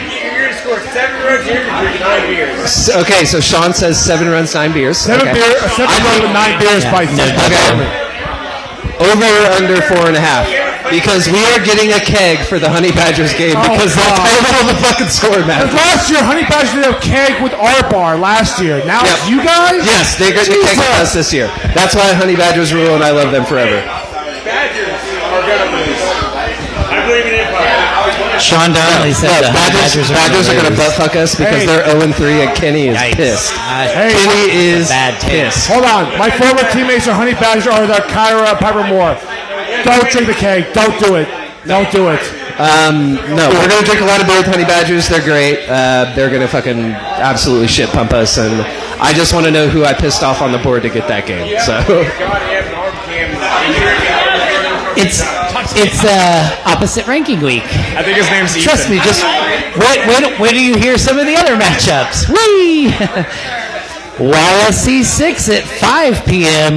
Ringers at D-Holes. D-Holes, no shutout. No shutout? Okay, Cougar. No. YSC 6 at 7 p.m. First house at Scoonies. By the way, I love you. I'm sorry, shut out. All right, that's 3, right? Post has an upset alert. Shut out. Post was pissed. Hey, Cougar, if you have an opinion, you need to start playing again. No. Hey, Donnelly, you're barking up. You're barking up a besmirched birch tree.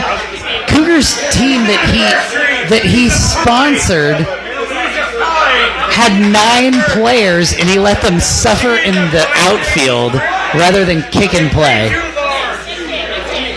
YSC 7 at 5 p.m.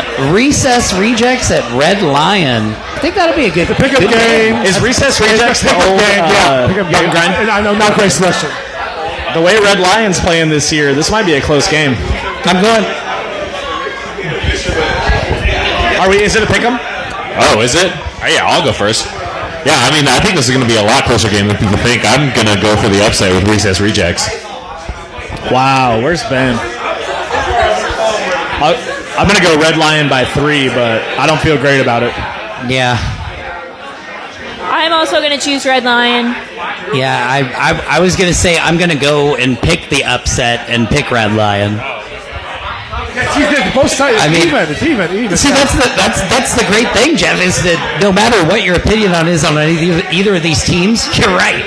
You thought it'd be an upset. It's not. Wait a minute. Hold on. I forgot. What time is it? Oh, it's 5 p.m. 5 p.m. I feel a little bit more confident in my Red Lion pick. We got set. Yeah, you probably Red do. Lion or Recess Reject? I said Lion by 3. Lion. Is it a spread game, Cougar? No, it's not. No. Spread. You know what? Since Ben loves these button grind games to bet on, he hates it. Recess Rejects. Let's do it. Recess Rejects. Taking the opposite. Nice. He loves those bets. He hates those bets, actually. YSC 7 at 7 p.m. Late fees at Free State. Seth, don't be a letdown. These Don't are be a our neighbors, letdown. man. This is 6th and Mass, Free State against True, Liberty Hall. Yeah. We haven't played them in like 5 or 6 years, Yeah. honestly, I was since gonna say, before it's been a COVID. while. So they're a super fun team to play against. I'm looking forward to it. I'm gonna pick us to win, but it's not a. I mean, they held it close to with you guys. They've held it close with everybody. So Are you going to go rob their DVDs? Say that again. Are you going to go rob their DVDs? No DVDs to be robbed. I don't have a DVD player. I don't know what to do with They're it. definitely not a gimme game, but I think you guys got them as well. It'll be fun. It'll definitely be fun. YSC 8 at 5 p.m. Cyport CBK at the Red Legs. Cyport, like science. You're going Cyports? It's not a pick'em, is it? Yeah, no. Of course I'm going Cyport. How could I not Are you bet against crazy, Marcus? Jeff? No offense to you, Meredith. You're crazy, Jeff. You're It's crazy. one team who's trying to win a championship against another team who's trying to win Princess Diana. Their goals are misaligned. Red Legs are going to smash them. You've said it from day one. Bryson comes on the podcast every single day and says, we're going to tank round one. We're going to win Princess Diana. So your ceiling is 17th best in the league. Oh, That's my it. word. That's your ceiling. Wait, all right. So I've got other information. I heard last week from Meredith himself that he's going for the Swain this year. So, But Bryson tells every kicker what to do every at bat and places the defense. All right, so yeah, I if he guess wants to that's fair. tank in the first round, he's going to tank. God, I hope we get him in the first round. Honestly.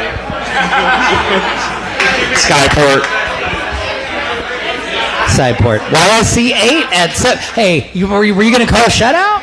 I thought you said something over there. No. Yeah, you know we're playing on YSC 8. No. All right. No. YSC 8, 7 p.m. Midnight Tokers at Lawrence Shirt Factory. Tokers are Sneaky 3-0. good game. Undefeated. Sneaky good nope, game. Not anymore. Nope. I I'm not saying Tokers are going to win, but that's I think from where we it's we gonna be a expected this good game to be in the viewpoint. preseason to Yeah. what it is now. That's a sneaky yeah. good game. Yeah. The Tokers are going to put the fear of God in Lawrence Shirt Factory this week. Wow, I promise you. I promise Bryson, you. you're drunk. And I mean this Bryson, with you're all drunk. due respect. Bryson, you're drunk. No, they're good. I'm completely sober. The D-Holes go up 6-0 on Lawrence Shirt Factory this week. The Midnight Tokers are better than D-Holes. I'm letting you all know that. And you know, I don't disagree. I think the middle of the league, just a quick aside, I think the middle of the league this year is far more competitive than it's been in a long time. Like the middle of the league is going to be a bloodbath the rest of the year. What's the spread on that game? There's no spread. No, it's 4.5 at the KVKL Sportsbook, but I would take the Tokers with the point. It's sharp. That's all I say. Sharp money was right on what game last week? Free State plus 450 money line. Free money. Free money. 88 bets off. 88 bets off. Don't do it. Hobbs Park at 7 p.m. Ball Beavers at the KBC Tropics. It's the good Cougars versus the bad naughty Cougars. It's back. The DMZ has gotten wide. DMZ. So we're in North Korea. We're back. Kim Jong-un, my cousin KJ Jr. is back. Go ahead, Liz.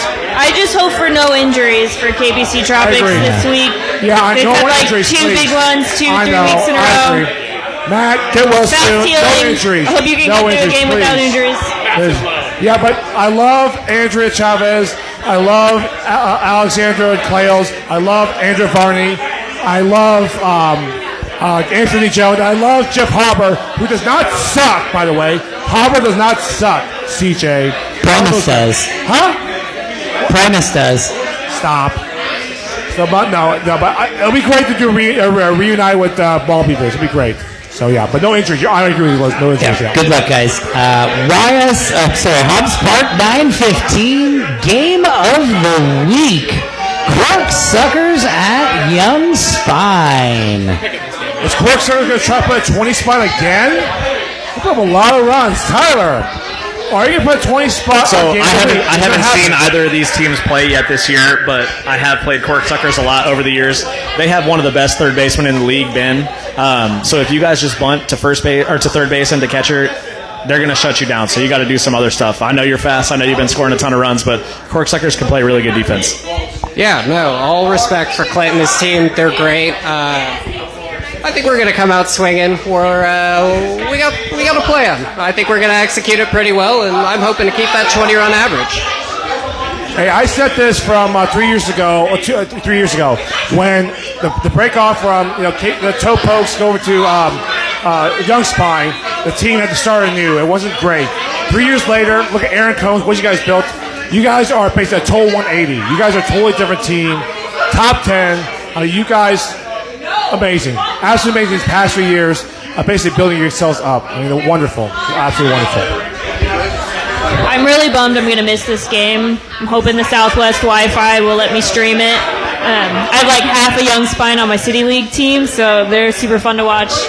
But so at the very least, I'll check the Marcus recording later.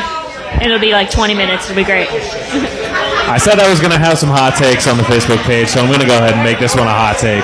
I think Young Spine's going to beat them by double digits at Game of the Week. Absolutely. Like, I don't think that's a hot take.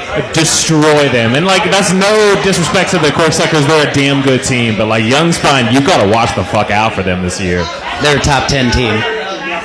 I agree with you, Jeff. Yeah, I think you're good by double digits. No offense to Corksuckers. I love your team, but no. Young Spine, they're a runaway train. So, yeah. Well, once again, now that we are through the next week, a big thank you to Louisa's Downtown. We're here upstairs, 1009 Mass Street. Don't forget the next 2 Sunday nights after the Game of the Week. Come on down here on the Overflow. Come on down here first. There's going to be 25% off everything with few exceptions, and just make sure you tip your bartenders well and send a $1, $2, $100 donation over via Venmo or PayPal to the charity. Sean, you got that? You'll have that link posted. Yeah. Anything else from you guys? No? No. Hey guys, I want to thank you guys for coming here and everything. I really appreciate it. Thanks for having us, Donnelly. I tried my hardest to make sure this worked, but we had some weather out. Yeah. I redesigned that entire back patio to where we could do this outside, and I was just too worried about all the electronics today. So I appreciate y'all, and I hope you guys come out and help support another business that supports this league. Thank you guys. Donnelly, thanks for bringing the podcast back to Louisa's Downtown for the first time in like 10 years. It's awesome. Cougar, yes, this sir. is the nicest thing we're going to say to you. You're okay. Thank you. Thank you. We failed miserably, staying under 90 minutes. I know. That was I said a lofty 75. goal. That was fucking terrible. Well, at least we filled everyone's. Yeah. Anyway, so we also need to shout out our sponsor, Drone Lawrence. Yes. Today. So a big sponsor one last time to our sponsor, or a shout out to our sponsor, Drone Lawrence. Lawrence's #1 aerial videography company, helping businesses, restaurants, and real estate agents. You can check them out at dronelawrence.com, or you can hop on Instagram or TikTok as well and check them out at Drone Lawrence. Damn, we have a TikTok? I didn't even know that. Fuck yeah. Yeah. Good for us. Go vote for us. Go vote for us in Best of Lawrence voting. I think we're nominated Best Social Media Business and Best Photographer. It's your TikTok. It's our TikTok. Your social media presence on TikTok. That's what sets you guys apart. My business partner does that. I don't even have TikTok, dog. All right. No, big thank you to Drone Lawrence. Once again, my favorite episode in a long time. Not often do you get to hear the entire league get behind Free State, but how often do you get to see Seth Sanchez walk in here, cocks out, and walk out, cocks even further out? Well, when I saw a couple members of Triple X, I was worried that they were going to talk shit again. That's why I wore this tank top underneath to represent our win last time we played Triple X. Oh my goodness. Well, Cougar, thank you to all of our guests. Cubby, our regular co-host here. Thank you to Jeff. Thank you to Seth. Thank you to Liz as well. Thank you to all of you for listening, and we will see you this Sunday at Hobbs Park for Game of the Week. Cougar, take us out of here. I hope you don't have any commercials. To the school. There's no commercial. Oh, I think I got my mic off. Were there any Sacred Sword people here tonight? Damn it. Life just keeps getting better.